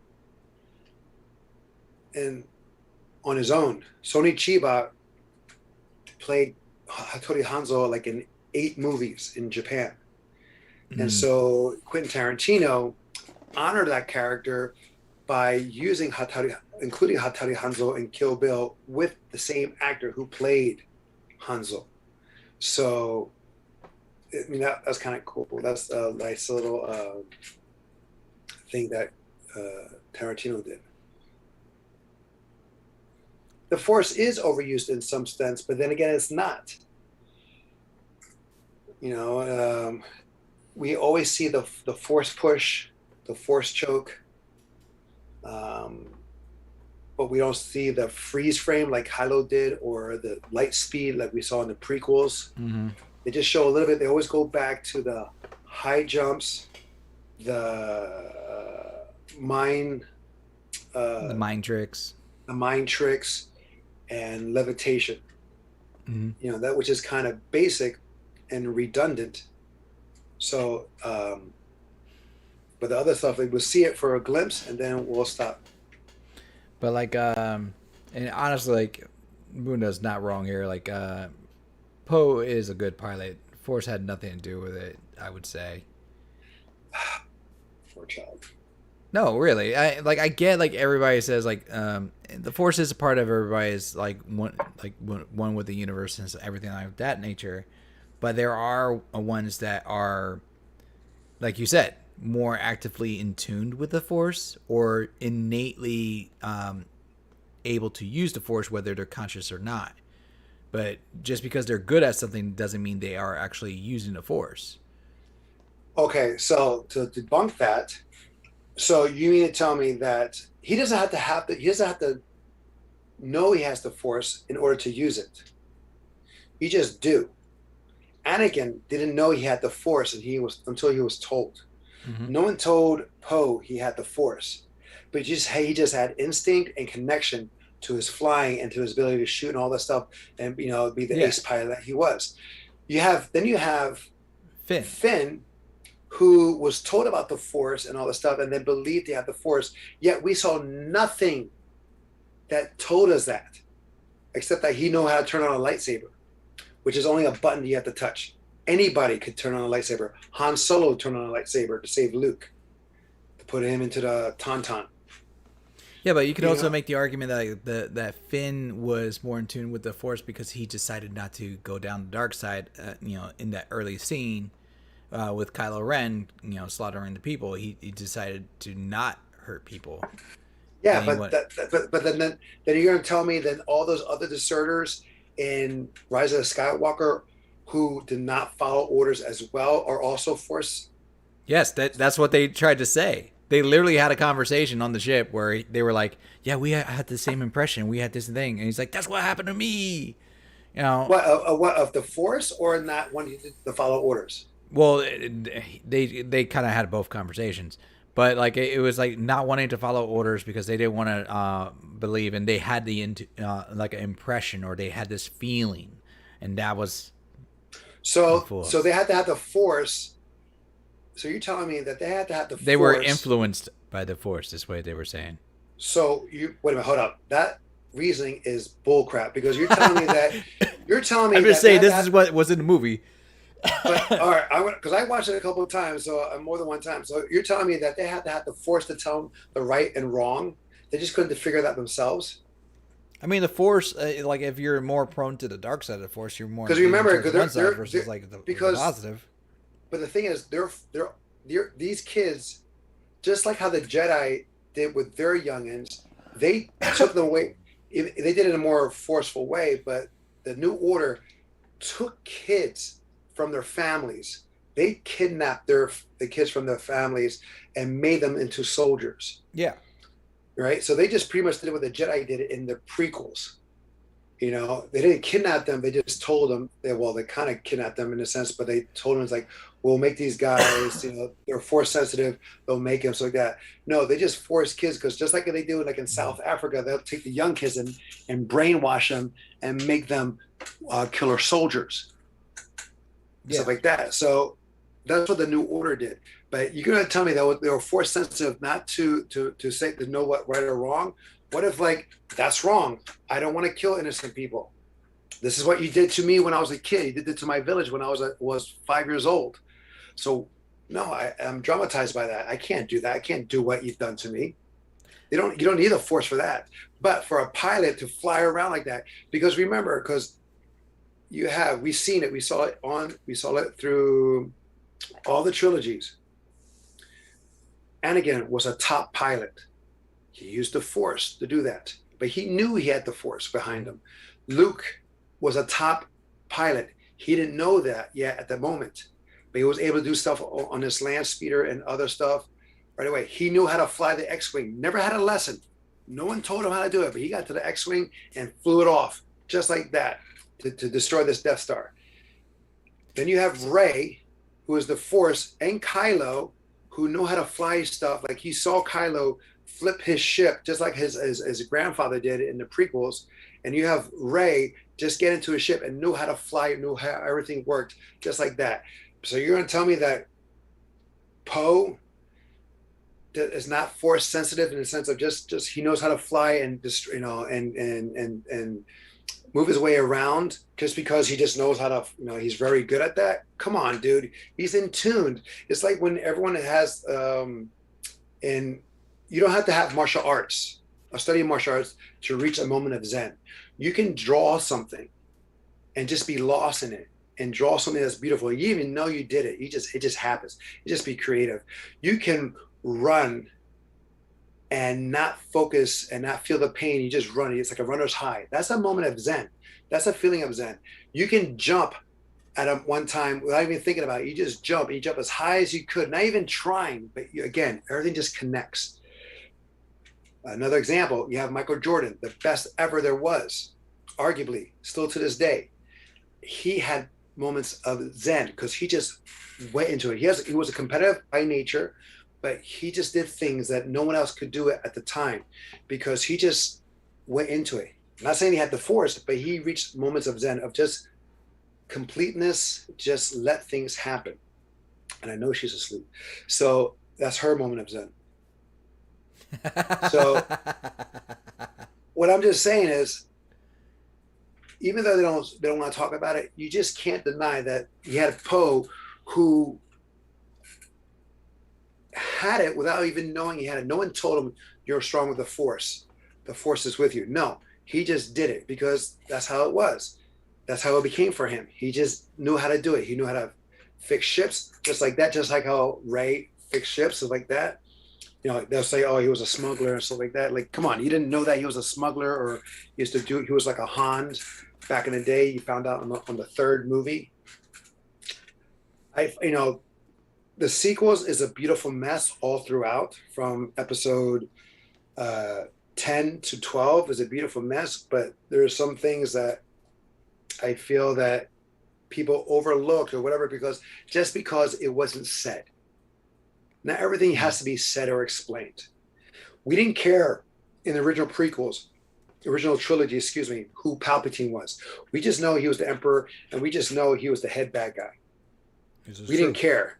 We didn't care about that. But everyone had to care about Snoke because he got killed on episode 11, and he had more screen time than the Emperor did in the original trilogy. I think you're adding more episodes to. No, there's 11 and there's 12, right? He was in 10 and 11. There's not that many. I'm sorry. Oh my God. Sorry. 7 and 8. Sorry. Getting all confused. But 7 and 8, he had more screen time than Palpatine did in episode 5 and 6. True. And Palpatine got thrown down the shaft, and Snoke got killed. He had even more time in Rise of Skywalker. We saw a little bit of him in the dead bodies, and his voice in episode 9. You even see him in Mandalorian, technically. Where? In the tubes. Oh, that's right. So he has more screen time than prior to the prequels. He had more than Palpatine. Okay, so. But everyone had to care who Snoke. Oh, we didn't know who Snoke was. Like, screw that. You didn't know who Palpatine was from the original trilogy. So, I mean, everyone needs to know why. Screw that. Just get lost into it. You don't have to be known. You don't have to be told every single thing that shows up on screen. You don't know how. We don't need the backstory. Just accept who it is. I don't know who the cop is who pulls me over to give me a ticket. I don't care. He gave me a ticket. That's what I care about. And I'm pissed. Like, I pay that off. I'm not saying that it happened, but I'm just saying that's, for example, but everyone needs to know, because the prequels gave us so much information. Do you hear my passion, how I hate the prequels? So the prequels gave us explanations that we didn't need to know. And everyone knows everyone. It's like even though this galaxy is far, far away, everyone's grew up on the same block, or they went to the same bar in Cheers. That's why I despise the prequels so much in that sense. It just gave lazy explanations of something that we love of the originals. The Mandalorians, stupid concept. It just killed the mystery of the Force. And Solo, we gave stupid reason how he became. So it became the nerf herder that we loved. I'm sorry guys for ranting on this one, and I'll accept that, Bunda. I did rant, but there's some topics, some things I just find stuff that I have to get off my chest as she goes into La La Land. But she's heard this before from me too, how I despise the prequels, even Solo is good. It's not great. Mm-hmm. But anyway, I digress. As he digresses. Will Morris, I think the only comics that are considered canon are the ones that came out when the sequels did. Marvel. The Marvel sequel ones. They did ones on the Knights of Ren, which actually were kind of cool storylines, where they were introducing the Knights of Ren and how Kylo Ren met them and whatnot. But that's the only way they made Kylo Ren seem cool in the comics. But I don't believe the ones prior to that would be canon. Well, the Marvel comics now, things are canon now, or stuff that happened since the Disney purchase. Yeah. Nicholas just said since 2017. Right. So since Disney bought Star Wars or Lucasfilms, that's now considered canon. Whatever is prior to that is considered legend. That's why we only have one child of Solo, of Han Solo and Princess Leia, where in Legends there's three kids, I thought it was twins. two. There's twins, and then there was another after the Oh. twins. In Legends, Luke married Mara Jade, who was an assassin for the Emperor originally, and then they fell in love, and they married, and they had a child. So, and all that stuff is in books and in comics from Dark Horse. The comics are Dark Horse. So you had those legends. So now what's canon is again, whatever publication done since the Disney purchase, the Clone Wars, Rebels, Resistance, the video games also, Battlefront 2 and stuff like that. I don't think The Force Unleashed is canon, but it should be, could be. But you have Dave Filoni that's making some characters from Legends into canon, like Admiral Thrawn. He's now canon from the Legend series. And so, which is awesome. So hopefully he'll bring in more down the line. You just reminded me something with your reference to Dark Horse, and I wanted to mention this, and this is probably going to be missed on some of the people in the chat because if you don't follow this manga or anime, you're not going to get this reference. But Angel, did you hear about the creator of Berserk, Kentaro Miura? I saw something. I didn't see it, but I saw something about Berserk. Which I thought was weird. But no, well, basically, the creator of Berserk, the artist and writer, he passed away at age 54. Oh snap! Yeah, just this month, and so his publisher, the U.S. version of his publisher, is Dark Horse Comics. And right. So they made the announcement. Apparently, he passed away earlier in the month, like on May 6th, but they made the announcement earlier this week, and then everybody was in an uproar about this because he's been the sole artist and like writer, if I remember correctly, and he's been writing Berserk, and I did not realize this since 1989. Yes, and like he never finished. He got over 40 volumes. And I went to look for volume 1, and it was like 696 pages just for one volume. And if you if you have ever need to read like a dark fantasy story, pick up Berserk or find it online. Like that is a beautiful piece. As a matter of fact, they have an article on cnet.com where they show clips like people have posted of like the comic and the manga. The detail work is, I've always loved that art style, the detail work on it. And you could tell this guy has been this was his life doing this stuff. So it was just, he didn't have a co-writer? I don't know if he had a co-writer. They didn't really emphasize about the co-writer, but from the looks of it, like they're not going to be able to do any more of the story. And Wow. He's been drawing since age 10, if I read correctly.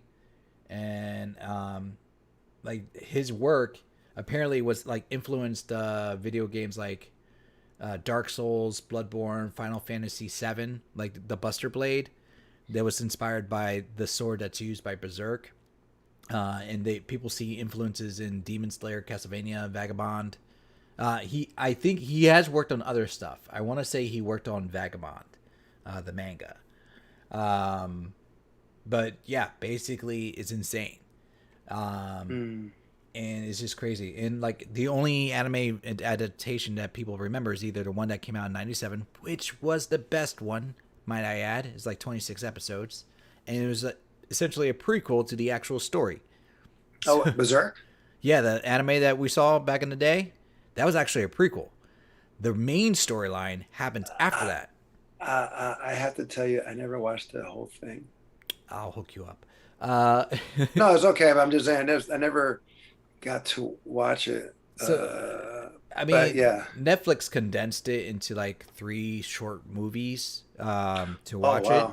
Yeah, that's what Nicholas Clark just said too. Yeah, there's a trilogy, and it's basically they took the 26 episodes, cut it down, and made three movies out of it. The episodes deserve to be watched though; they're much better, and the art was on point. Do you know? That sounds familiar when it says what Netflix did to Berserk. Do you remember the series Lone Wolf and Cub? Yeah. You know what? And I remember snips of Lone Wolf and Cub. I never watched the original, but I know they have the originals on Hulu. Right. Well, it was a series, and then they made a movie. Yeah. They cut pieces, and they made it one movie of the series, calling it Shogun's Assassin. Yeah, I remember that. So it's similar to what you're saying here, what they did with Berserk, in the trilogy that they did. They cut it up, and they just took good pieces to tell the story. Where, of course, there'll be more is better with the episodes because you get more out of it.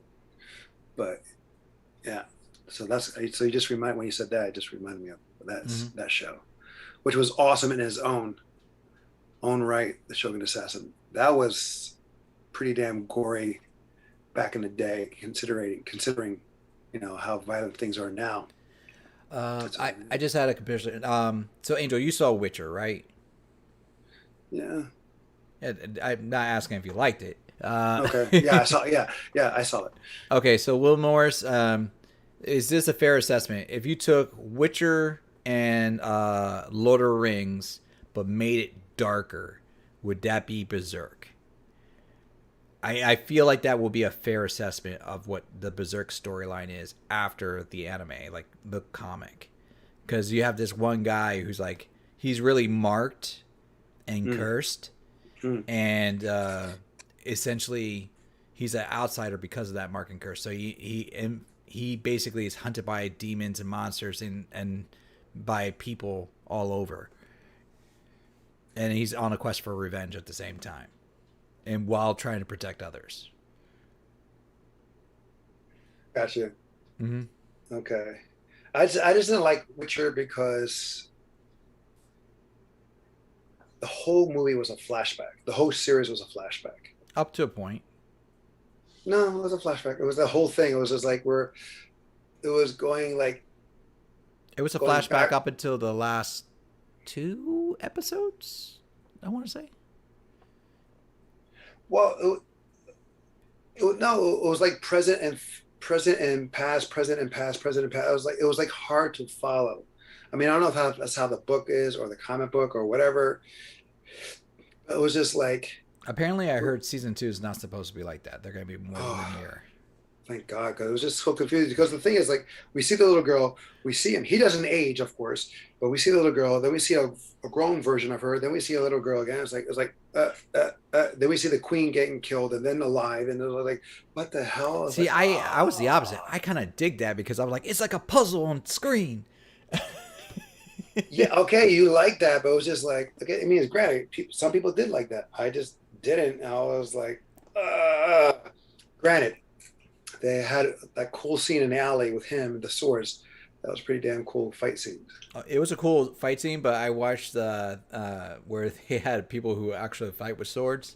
They were doing the analysts, and they were like, "Yeah, all that flail, that's all flail," which is true. It's not practical, but it looks fantastic.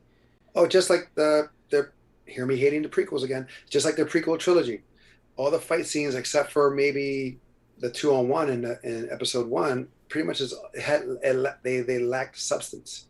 They lacked life. Like threatening. The strikes were not threatening. They'll strike up here and they'll strike down there, or they'll be striking here, or all that stuff was just flare and twirling and spinning, and I just that's why another problem I have with the prequels. But a great scene that no one really talks about, or a great series I thought was pretty. I don't know if you ever. Do you have Apple TV? You have Apple TV, right? I have your Apple TV. Bunda wants the code. What's funny, Bunda? It's on one device, and that device is not working. So I don't know the code. Now? I don't. Mom swapped it. I don't know. Anyway, so the show with Jason Momoa, C. Yeah, no, I have not seen that. Mom binged the hell out of that show. It's a great show.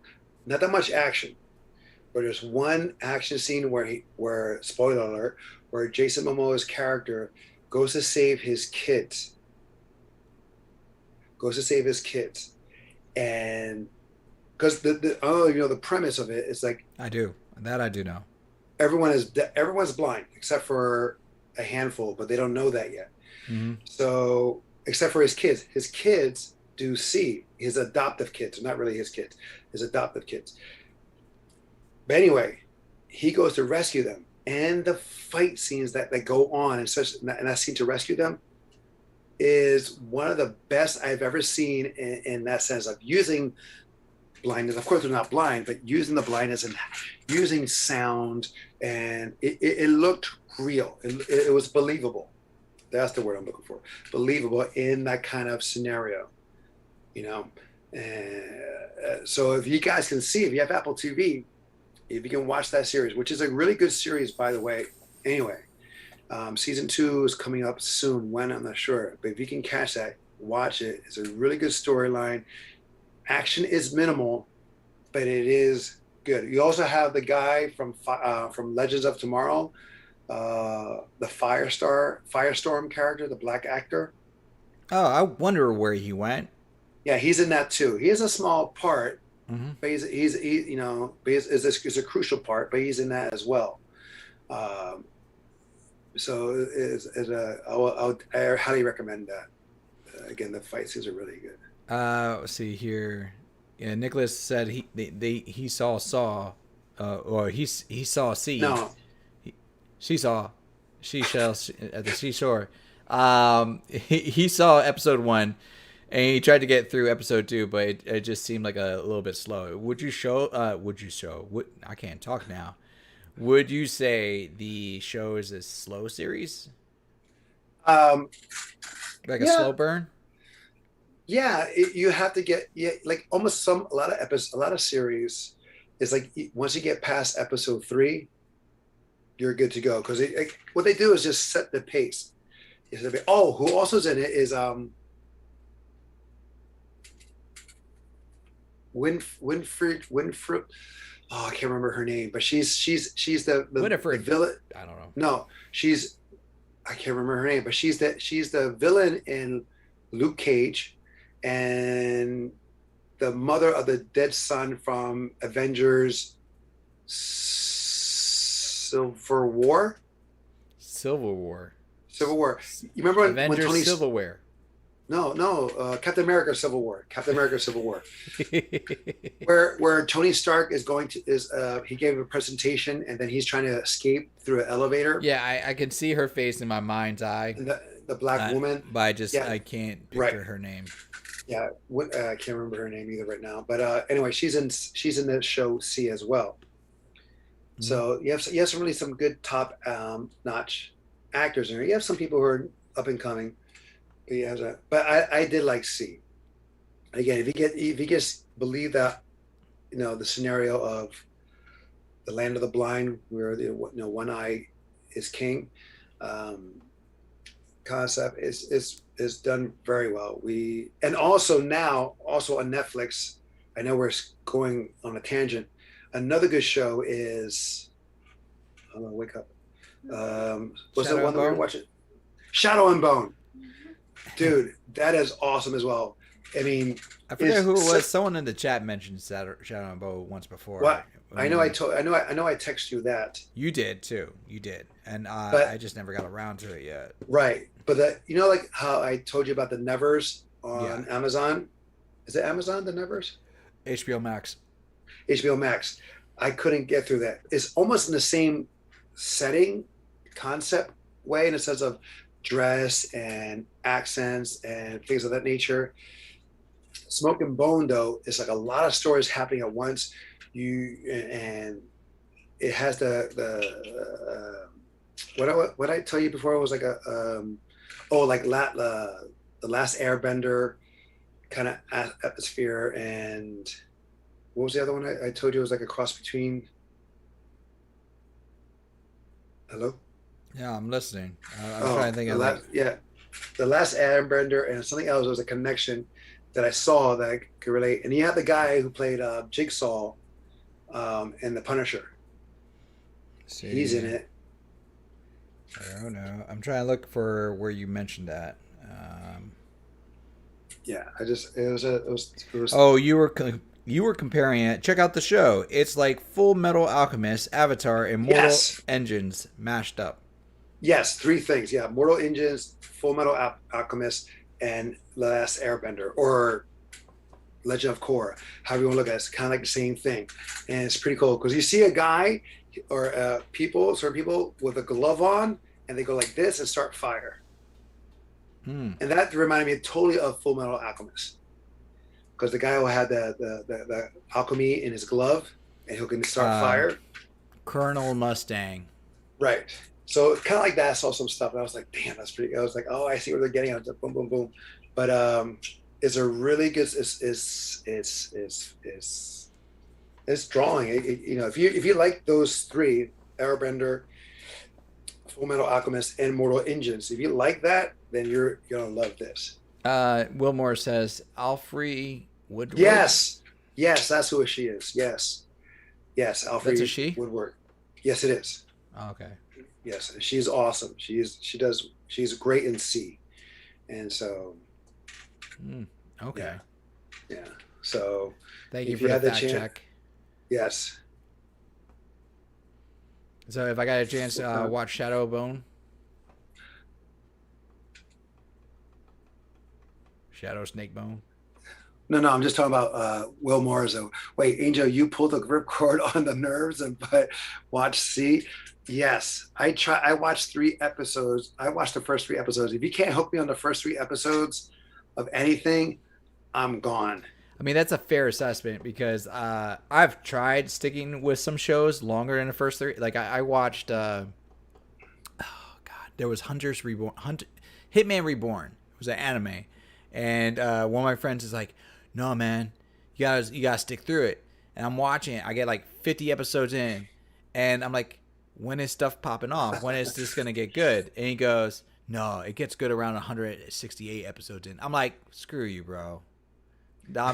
You put me down this rabbit hole of like Yeah, 10-minute episodes, ignoring the credits, and I'm burning through this, and I'm just for that. And I got there, and it was still bad.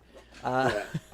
Well, we'll try episode 3. I mean, again, not every show, not everyone's gonna like every show or every series, which is granted, it's understandable. It's totally understandable. I just like the pace and the characters of Shadow and Bone more than I did of the what was it called again? The Fevers, Nevers. the Nevers. I couldn't. The actions look good, but I guess I'm hating on Joss Whedon because it's a Joss Whedon production, and Mm-hmm. he was the writer and director of the Nevers. So I guess I'm just hating on that part because because it's just to me it's a cool concept. That's a fact, and I like how some people got their powers. It was kind of cool, and the powers that some of them have. I just more drawn to Shadow and Bone. I'm just drawn to it. But did you ever see Carnival Row? No, I know that was another HBO series. Amazon. No, It was an Amazon Prime series. oh, was it? I thought that was originally HBO. Okay. I never got to. I watched the first episode, and it wasn't because I didn't like the first episode. I thought it was intriguing. I just never got around to watching the rest. What Uh, about Utopia? What about Utopia? I enjoyed Utopia. Yeah, Utopia. So I like that too. Yeah, That and was I know kind of people cool. that didn't, but I liked it because I saw parallels to what was like I thought was really happening. I'm like, this is so. It was a freaky thing to watch in this time. You know, Right. I mean, I'm thinking about watching the original because it was a Amazon remake. is a remake, and so the original there's 2 seasons out because the original is done in like for BBC in England. Ooh, I need to So watch that then. they already have 2 seasons out where Utopia as a remake, an American remake of that, and so we only saw one season. Plus, it had John Cusack. I like John Cusack. By the way, Nicholas John. Clark, Raised by Wolves is legit. Love that series. I have to see that. You told me about that several times. I have to get to see that. It's like a cinematic experience. That's Netflix, right? Is that Netflix? No, that one's definitely HBO. Oh, geez, so many programs. Yeah, so many programs. So that one is yeah.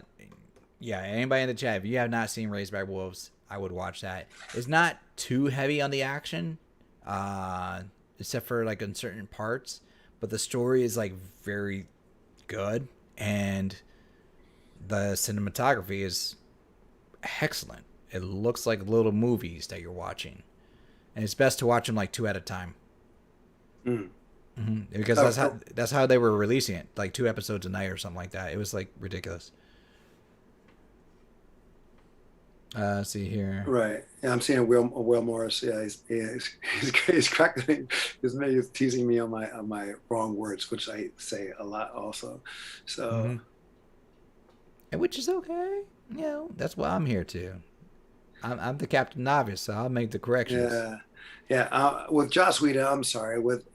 I never really liked his work. I mean, I know people love his Firefly series. Firefly was good though, and Buffy, but but it doesn't mean all his work is gonna be gold. I agree. No, with that.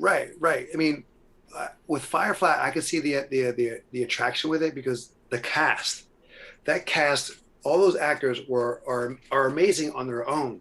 So with them together, that can be very eclectic. You have Alan Tudyk, you have Nathan Fillion. Yeah, you have him. You have the Adam Baldwin. Torres girl, Adam Baldwin, My Bodyguard. If you ever seen that movie, that's a classic right there. My Bodyguard, starring him. Yeah, so I can see how people can love that because you have so many characters. But I mean, again, the Nevers. It's just. He did. I think he did okay with Avengers. He did better with Age of Ultron, but I like Age of Ultron because of Cap's costume, and you have who played Ultron again? God darn it! From Blacklist. From Blacklist. Why do we always forget their names? James. Oh my God. Yeah, there we go. Is James Spader. James Spader. I was gonna say James Spacey, but yeah, James Spader. He's awesome. Like anything he can do is just fun to see him watch, and to see him play Ultron was again. Which gold. of the three Avenger movies, a lot of people. I count those two together, but to me, the last two is like Kill Bill. They're better when you watch them together. Right? No. The Endgame and Infinity War, they're awesome. And granted, they're done by the Russo brothers. Yeah. That's why they're so good. They know how to tell a story. They know how to execute and entertain us as well as drive us. Joss Whedon was just come on, we saw Justice League's version, and where he was going for it and stuff like that. And so, but again, that's just one guy's opinion. Everyone has their own opinion, and that's fair too. But anyway, to go back to the Nevers, I just couldn't. And I saw 3 episodes, and I just. Again, it has to connect with you.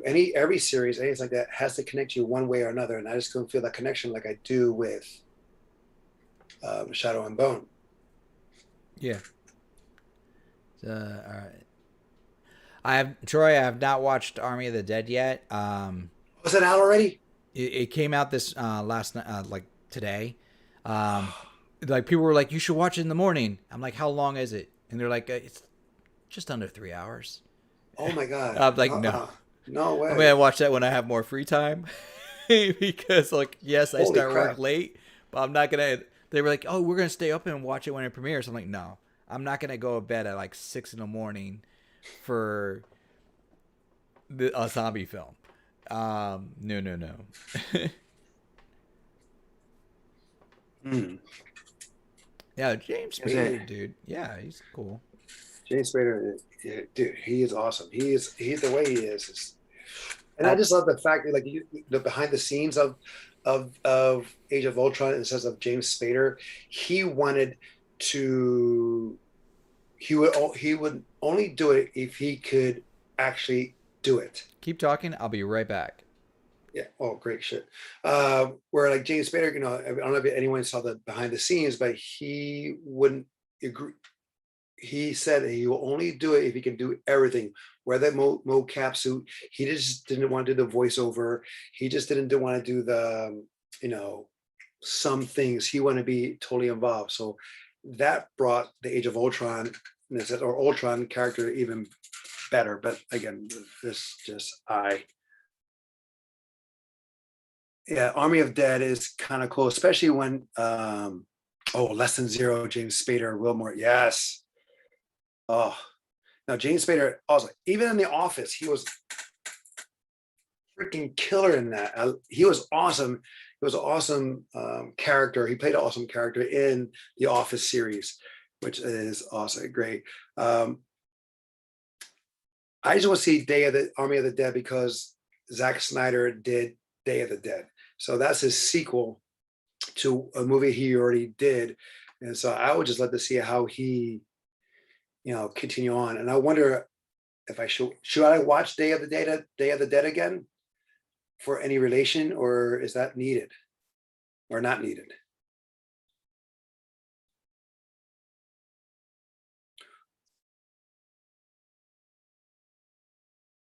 War of the Worlds, but isn't War of the Worlds already a remake? Am I wrong on that?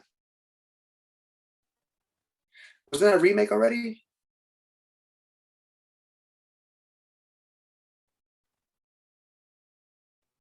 Yeah. Well, no, okay, Nicholas Clark. So yes, Day of the Dead was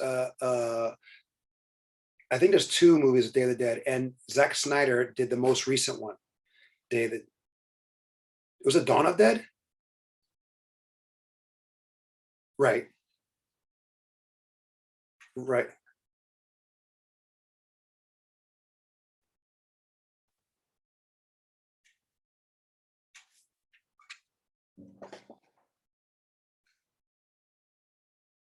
Mm-hmm.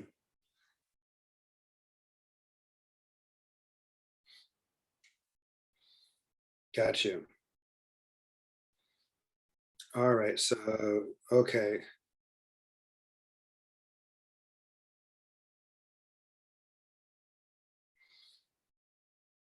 Okay.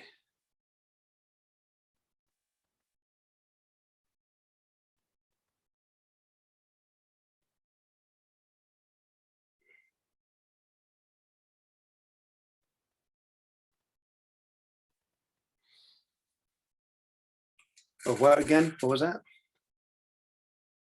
Oh yeah.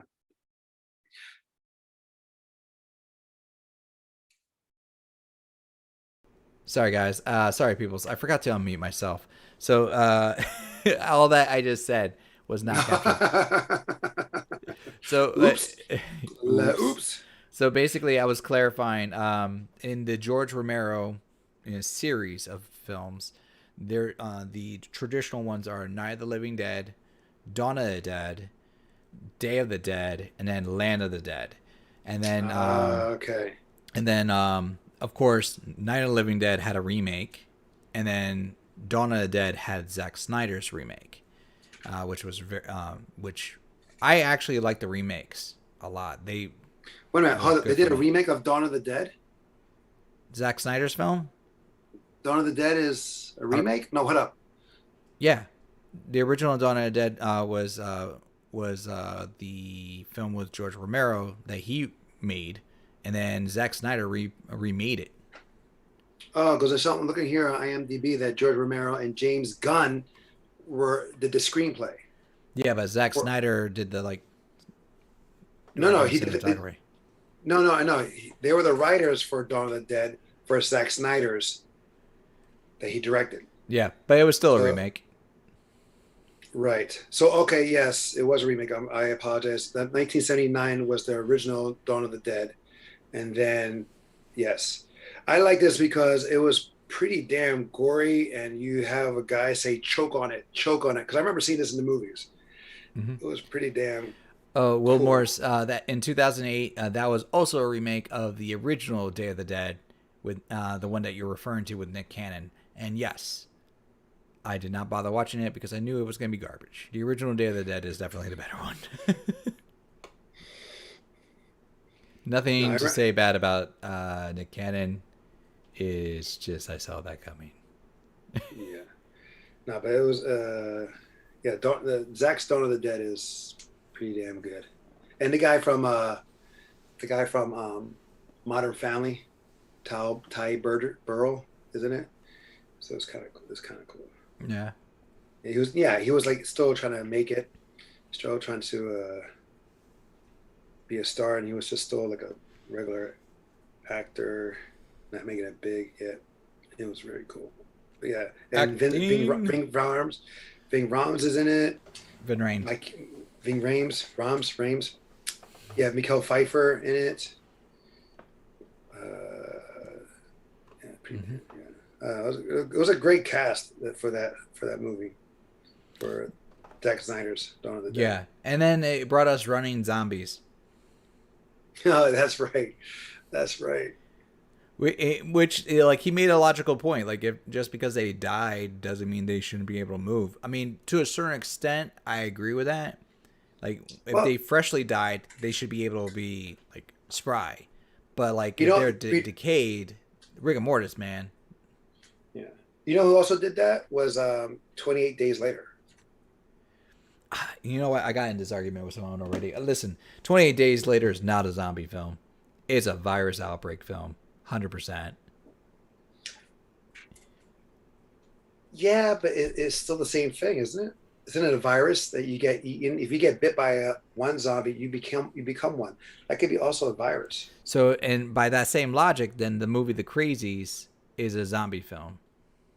It could be. Because it was something. It was like something like a chemical that started off. See, the logic that someone was trying to make the argument of, like, zombie, they were having zombie-like effects, and there, I would say no, it doesn't. Like, they're not The Walking Dead. You're simulating The Walking Dead, but they're not undead. Like, if you shot someone in the heart that was infected with the AIDS virus, and 28 days later, or shot them like much less their head, they would just drop.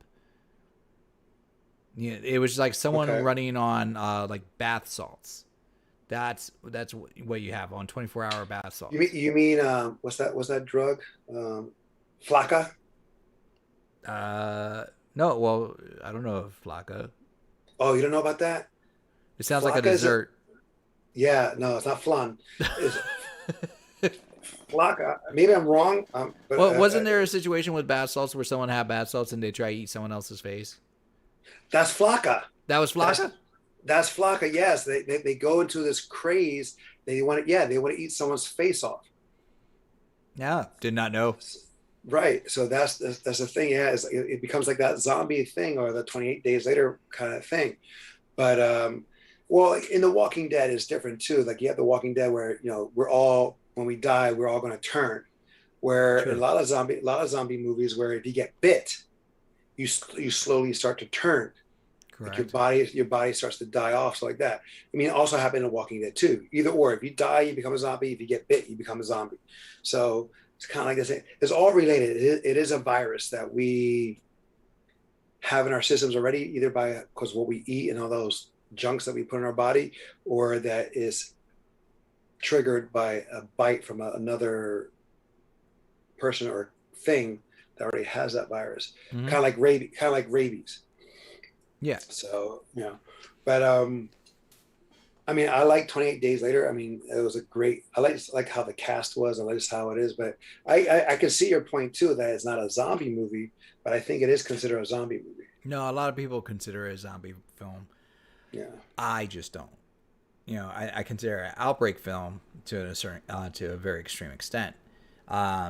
But that's just because I choose that definition of a zombie film. Mm-hmm. So I will agree to disagree, but I acknowledge I am right. Okay. Oh, why? Because Will Morris said. I didn't even go there. I could have used him as validation. No, but I mean, everything is a virus in one way or another. So it's like, this is true. So you have. I mean, there's one, I can't remember the name. Oh, Jesus, there's a zombie show on Netflix. They only had one season where you had the zombie characters. They can run, they're strong, and they can smell. So they go like a dog would. They'll smell Kingdom? The air. No, that's another great zombie. No, it's not the Kingdom.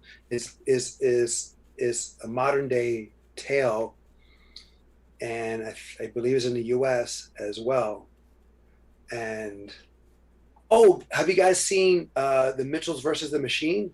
No, I hear that's good. My friend Andy's watched it. He's praised it. It's a fun one. It's a fun one. We saw that. Anyway, I was quite entertained, and I just like how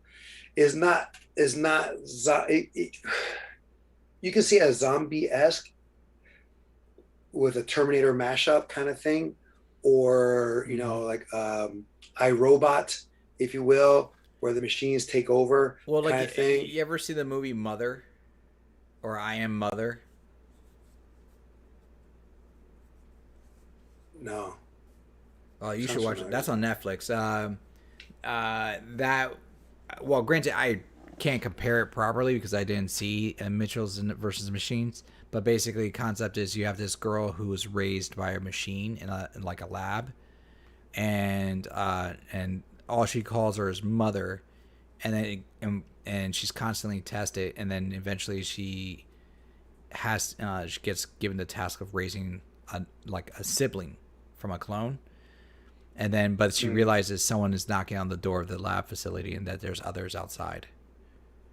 Oh wow! Mm-hmm. And so it brings the concept of whether or not the machine was lying or not, that kind of thing. Right.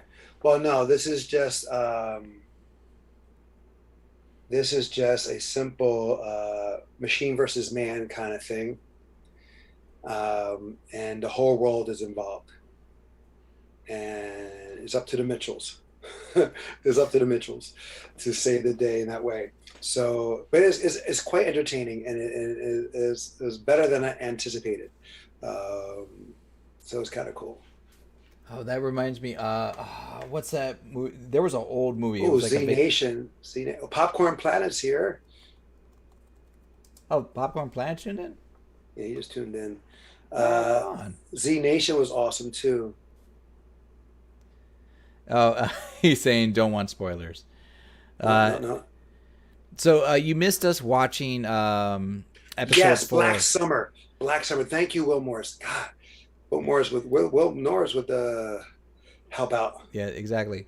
So Andy, we watched episode 4 of a Bad Batch, which actually was one of the better episodes so far. But we've been just rambling and going on about a lot of stuff. We digressed a lot. What you need to do is make snippets of what we talk about, because it's kind of like we're going different places. You should make snippets and just put the clips up of what we talked about. Yeah, that's what you should do. But what was you just reminded me of a old movie where a family go on vacation and then they end up like saving the world, or they were like in their station wagon and they get kidnapped by aliens and they end up saving the world. National Lampoon's Vacation with Chevy Chase? No. You're saying station wagon, a family goes on a trip. But they get like transported to another planet, and they're in Will Morris will probably find the answer. I want to say it's with what's his face from Howard the Duck, who played the villain. This is how my mind. now I'm starting to think. Now, okay, now I'm thinking of Howard the Duck. Something.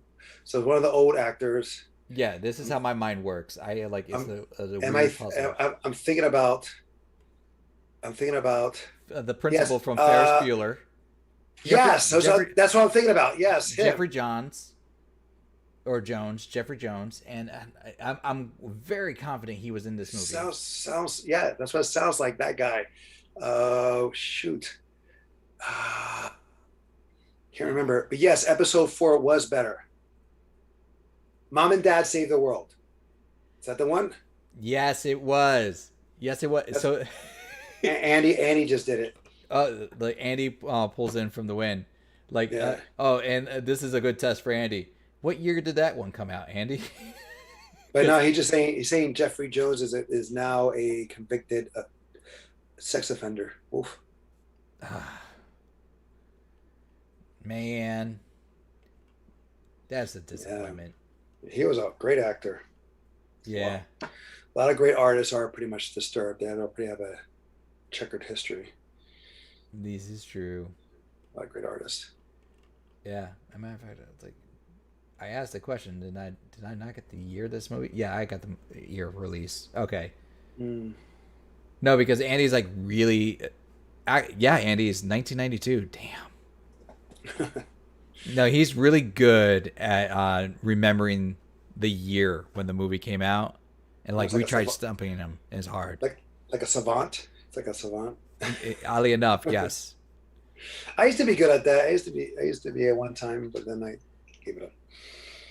All right, no, it's good. Yes, but they go back to episode 4. It was very, very good. A lot better. Good action. We have, without any spoilers, we get introduced to another character, not new, but someone we seen before. I mean, we can hint. Into the, no. Let him see it. He's probably gonna watch it at the end. Yeah, let him watch it. So. You'll see. You'll be like, I cheered when I saw this character, and it was it was a great. So yeah, but it was an entertaining episode overall. Right. What else is? But okay, I got to feed the dogs. Yeah, you usually go feed the dogs. Since wake you up a little bit. Get some blood flowing those legs of yours. Oh, well, more. Jesus, babe. Oh, what happened? No, I saw that. Her legs fell asleep, but she can't get up. Oh. As long as Kim's okay, that's all that matters. Yeah, she saved her glass of wine too. That's right. Sacrifice the toys, Kim. Hush. Bandit, go, Bandit, go. Yeah. So, anyway, let me see. Okay, back to me now. Yeah. Oh, you didn't use the whole gesturing? No. I don't want to get confused or whatever. I mean, I could. Here, let's see. Yeah, Andy, the episodes have been getting shorter and shorter. So this is the shortest of the episodes. But yeah, it's a fun one. The more intriguing story-wise one was episode 3. Mm-hmm. That had more into episode 2 and 3. I think it was a little more story-driven and more like. It was definitely more story-driven. Episode 3 was more better for the story because of Crosshair's storyline. Mm-hmm. But episode 4 was just more fun. Anyways, let's see here, and it's like, unless you are using it for this. I was like, what? I mean, it kind of is useless unless you're using it for the schmodown. But did I miss something? I don't know. I think it's my hands. I don't know. Maybe. I don't know. Oh. All right. Night, Andy. You have a good one. Thanks for joining up. Oh, thank God I had the lid on. My water. Mm-hmm. I was just trying to change the camera. Oh, because of your green screen cuts off to a certain angle? Well, yeah, plus I'm solo now, so. Solo! Wait. All right. Well, okay. We've gone all over the place on today's, and we haven't even get a chance to catch up back onto the Tick, No, which we which. technically haven't. I mean, Yeah. like I could still put in one or two more episodes with these people, Right. because that's still good. It's still good to watch for me, and they're short episodes. What episode are you up to? We finished off at episode 7. It's where Tinfoil Kevin confronts the Donnelly brothers, and well, no, it's where Tinfoil Kevin helps Tick and Arthur confront the Donnelly brothers to rescue the baby lobsters, and Oh, wait a minute. Are we in the hotel? yeah. Oh, I already saw that. All right. I think I'm a little ahead now. Okay. Okay. Yeah, So yeah. and then Dot and Overkill try to raid Duke's lair, and I stopped. We stopped. I think that's it then, because I didn't catch whatever, because the thing blows up the house. Actually, I think we all stopped at the same point then. Yeah. Oh, we're all caught up. Yeah, we're all caught up. Well, you'll keep on going, because I'm about to head on out. I mean, there's only the 3 episodes left. Right. Mm-hmm. Okay, so let's, I guess, confirm now for Sunday. I'm down for Sunday. I'm down for MODOK on Sunday. Do you want to start at 6? Do you want to do it a little earlier, so we can get as much as we can? I'm gonna say I'm gonna be good for 6 because Mom wants to do stuff during the day. So Tell her to hire Uber.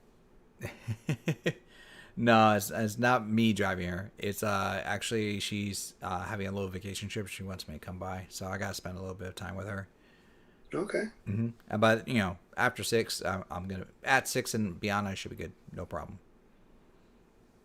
Okay. Let me see. I'm just checking real quick. It's like a belated birthday present to herself. That's why she's out. Cool. I've been home alone all week. Oh, she's been away. Okay. Yes. I've been taking care of these dogs. I think they got sick because I left them bowls of food and they haven't been touching. Dude, you haven't walked them? Have you walked them yet? No, I walked them before I started my thing. I've been walking them all days. They get more walks with me than they do with Ma. Listen. I know that. It's like, they get on a regular 5 to 6 walks minimum. Okay, so there's 10 episodes, and I'm just trying to look real quick the time length. Unless someone can say it right now, they know. Some of them already saw it. Are you talking about MODOK? Yes. Oh, they're under a half hour each. Oh yeah, 10 episodes under a half hour. We can knock that out in 4 or 5 hours. Yeah, like I watched the entire Castlevania season 1 and 2, and like. Listen, we don't care about what you do on your I'm private just time. giving relevance of experience. It's the same thing. No, I'm kidding. Don't worry. I'm just teasing. Hulu is probably closer to the half hour mark just because of the commercials, but beyond that, they're probably going to be quick to go through. Right. No. Yeah. There's a way to skip it. I just don't know. I forgot there's a way. Besides paying more, there's a way to skip it. The commercials. Yeah. I'm not going to pay anything more. No, same here. No. Yeah, exactly. But you can watch like UFC on Hulu instead of ESPN. Did you know that? No. Yeah, you can watch it. So is it just the reruns or no? Like say like the prelims for pay-per-view events, prelims and fight night. They'll show it on on Hulu because since now they're all the same company that have been ABC, Disney, Hulu, and ESPN. I think I said already. But anyway, I've done it. I put on Hulu and I see that they're showing the fights that's airing on ESPN at the same time. So that's kind of. Oh. I mean, that's kind of cool. People like. I mean, I'm a big fan of UFC anyway. So. Well, we need to do that one night. Do a UFC fight night. People in the chat, I forget. Do you like watching UFC? I know we got a debate about boxing versus. I think some people in the chat. Some people like UFC. Yeah, they wanted to do a watch party. That would be dope. Yeah, that would be cool. Only thing is that I like to watch on the big screen. That most definitely because it's just. But I mean, I just plug in my controller and it's wireless. Get the audio. No, right. No, of course, yeah. course. But I mean, I'm down. We just gotta figure out a time to do it because I mean, I rather because it could be very late and go to the wee hours. Mm-hmm. Do just like the prelims, and sometimes I like the prelims more because they're up and comers, so they got more to prove. Not that the main event card doesn't, but you have those guys who really want to get up the rankings, so they'll really give come out strong to get notice, to get notoriety, to get the higher rank. So that's why Sure. I like the prelims. It's also one of the reasons why I like the female fighters, because a lot of times they feel like they act like they have something to prove, which I would be like, sweetie, no, you don't. You don't have nothing to prove. You've proven enough. Please, Nah, please. they're competitive. They're just as they're women fighters. They're arguably more competitive, and sometimes. I hate them.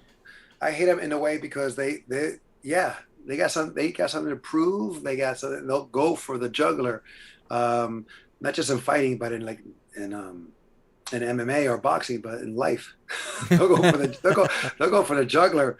So yeah, and I sparred with women, and they'll hit below the belt just because they can, and which is so wrong, so wrong, so wrong. But, I hear the trauma. No. Oh, dude, I got hit in the groin. I remember you got a broken nose because of a girl once. Sparring. Yeah, because the instructor said stop. So you shouldn't never do this. Put your hands down until whatever. So he said stop. So I went like this. She is like, oh. So she kept going, and she didn't really break my leg. She like dislocated. I don't know if it's the same. So like just dislocated a little bit. So I had to get it back. But oh yeah. Yeah, and, but I remember it was you told me it was a ridge hand that she did that with. Exactly right. That's exactly what she did. She went, and she was a short girl too. So it was like an overhand ridge hand, like bam. I'm telling you, I'm 6'1". She was like 4'11", and she came up high. I was like this, and called it a day. Yeah, women are vicious, man. Yeah, keep your hands up of all times, especially. That's the lesson I learned. Regardless of what the instructor says, or when the bell rings, keep those hands up at all time. But anyway, guys, I'm gonna be out. I'm outie. It's already about midnight. So we've been 3 hours of talking shit. This is what we do best. I guess so. But I have to go because I have an early workout and class session. So I'm trying to get myself strong, buff. I'm trying to get myself strong. Also, guys, I don't know if I put it in the link of this thing. Okay, well, thank you, Adan. So, guys, before I go, this is he said my porn stash that I have. Kim and I are participating in a fundraising event to help raise money and awareness to research for prostate cancer. And since May is Mental Health Month, we're also trying. It also goes into men's mental health. Now, prostate cancer affects men. It does affect a certain percentage of women, but also affects men. So we're again trying to raise money. At the link, there's in the link below of how you can donate and find out more information. This event is a motorcycle event where everyone who's participating rides on the same day. Not necessarily the same time, but the same day. And we ride a certain amount of distance. It's about bonding, meeting new friends. And again, the mustache in the sense of, even though it's May, is in the sense of Movember. That usually happens in November where people grow out the mustache. And the people who are participating in this event, besides riding motorcycles and besides riding on the same day, we all dress in the 1940s era. So men and women who are participating are encouraged to dress in suits, long dresses, anything that represents the era of the 1940s, that style. You have the news cap, you have the vests, all that stuff. So if you follow me on Film Combatant, I will post on stories and on my regular posts on Instagram of the Film Combatant on there. Also, you can go to my Film Combatant page. I also have a link where you can post any amount that you'd like to donate, $5, $10. It'll be greatly appreciated. We're almost at our goal. Of my goal, it's a small amount for $1,000, but every amount does help. And again, it goes for a good cause, and it's just a way that we can help each other to help make this world a better place. A lot of things are going on throughout the world that is very ugly and depressing and sad. If we can help each other one way or another, say hi across to a person you don't know, say hi to, or give a call, person, let you know that you're thinking about them, or if you can donate to help someone else who cannot help themselves or don't have the financial funds or means to help them, that'll be, let's do our part. And I try to do my part any which way I can, if not physically, financially, if not financially, physically. I try to do my part, and I hope you guys can as well. All right. So again, the link's there on the bottom of this cast or post or whatever you call this on YouTube. I don't know. But you can also do it on my Instagram, the Film Combatant. I think Adan has that link there as well. Until then, guys, until next time, I'm out. Just a quick update. You're at 12:17. What? Yeah. Wow. Yeah. Will Morris just chimed in there and was just said you're past your goal. Oh wow. Oh no, Nicholas Clark said that. I'm sorry. Credit due where credit due. Nicholas Clark gave that message. Oh man, that is awesome. Wow. Because I was struggling. I've been posting every day, and people were like 40, 80 people will see my post, and like 2 people will donate, whatever. So, wow, that's awesome. But just if you can still keep going, because again, every amount does help. 100% of the proceeds does go to prostate cancer research. So just because I hit our goal and surpass it doesn't mean that we can still do more and help. Okay. And again, every amount, any amount does help and is appreciated. And I'm just glad I was able to. Wow, that's I'm stunned because I was kind of like, because even though I'm participating, I also put money in. So it's like that. And Kim, she's participating. She put money in too. So it's like, just don't participate, get involved more than, also, like say, so that's awesome. But if you can, again, $2, $5, it doesn't have to be big. It doesn't have to, anything you can, if you can afford a 100 night, 200 night outing, I'm not saying that we all do, but if you can, I mean, you can do $5. Anyway, sorry. Awesome. Yay, we did it. Anyway, guys, Adan, I love you, brother. Everyone else watching, thank you so much for joining us. I know you guys are going to continue going on with the tick.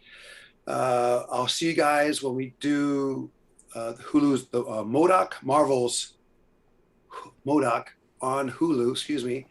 I'll see you guys then. Until next time, stay strong, stay safe. Love you guys. Love you too, bro. Laters. Bye. And now it's just me. Wow, that was not how I was supposed to sound.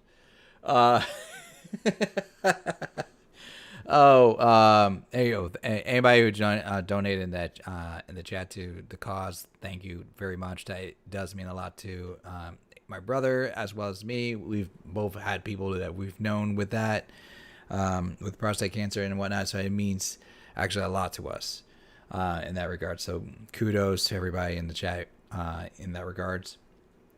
Hello, Abitz bin Sinan. And I probably just mispronounced it again. I know I've said it wrong before. My bad. But hi, welcome for joining us. I'm going to fix the camera angles because I know what Zoom does. It likes to cut off after a certain amount of time. So I'm just going to fix my cameras. Boop. And boop.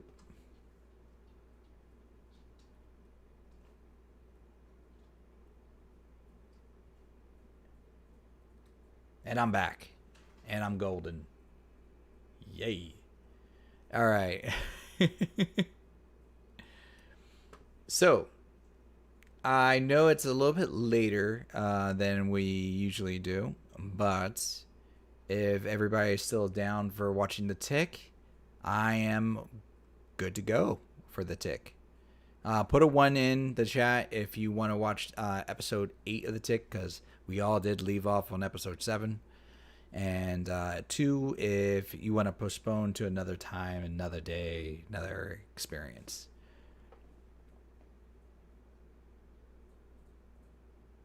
Sorry, I've been staring at my dog, staring at me this entire time too. So that's why I look over this way.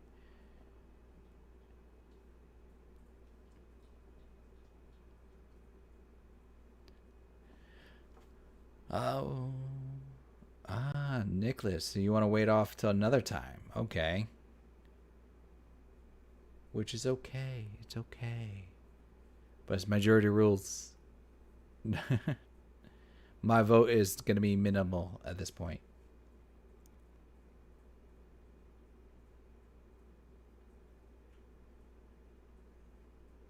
Oh, by the way, in case you're wondering, tomorrow I am going to be cooking.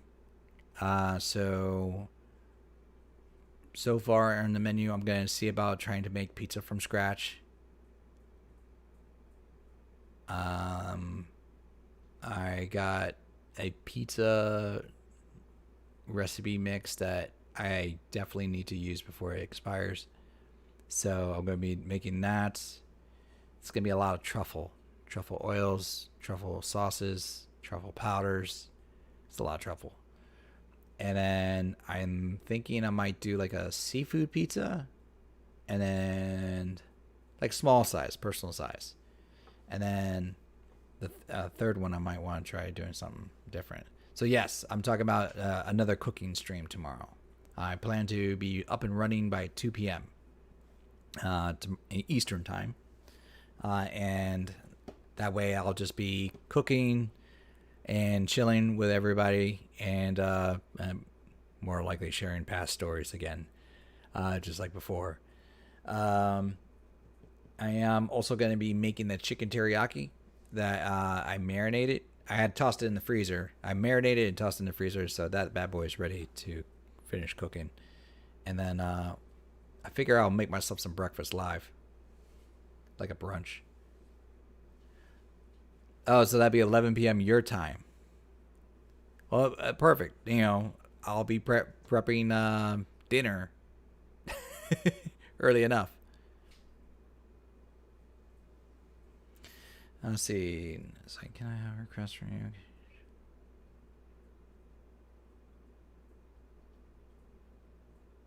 Oh, okay. So my shirt. Oh, so you're asking to see my shirt without the headphones and microphone?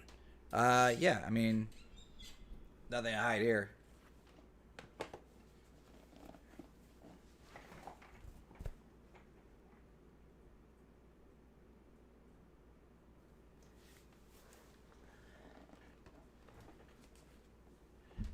I believe I got that shirt at Walmart actually a while ago, but I always thought it was funny. Trust me, I'm a hero. Oh, I'm a superhero. That could go so many different ways.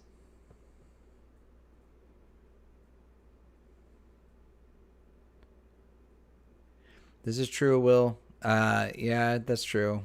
A lot of the Tick Watchers aren't here today, or they're listening, which is okay. Well, you know what? We can save it.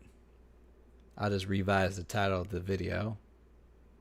But we'll save the Tick for another time. The Tick will not go anywhere. And then I'm trying to think of what else. I had something else that I was thinking about. Oh, I'm going to make honey garlic tomorrow. Super easy. It's like a 5-minute recipe, but honey garlic is delicious. And I'm running out. So I figure I'll just do that live while I'm on the stream. And then I'm going to make... Yes. I'm going to make me some breakfast salmon with bacon. And then some eggs. I'm already thinking about what I'm going to be cooking. I like cooking. It's fun. It's almost therapeutic.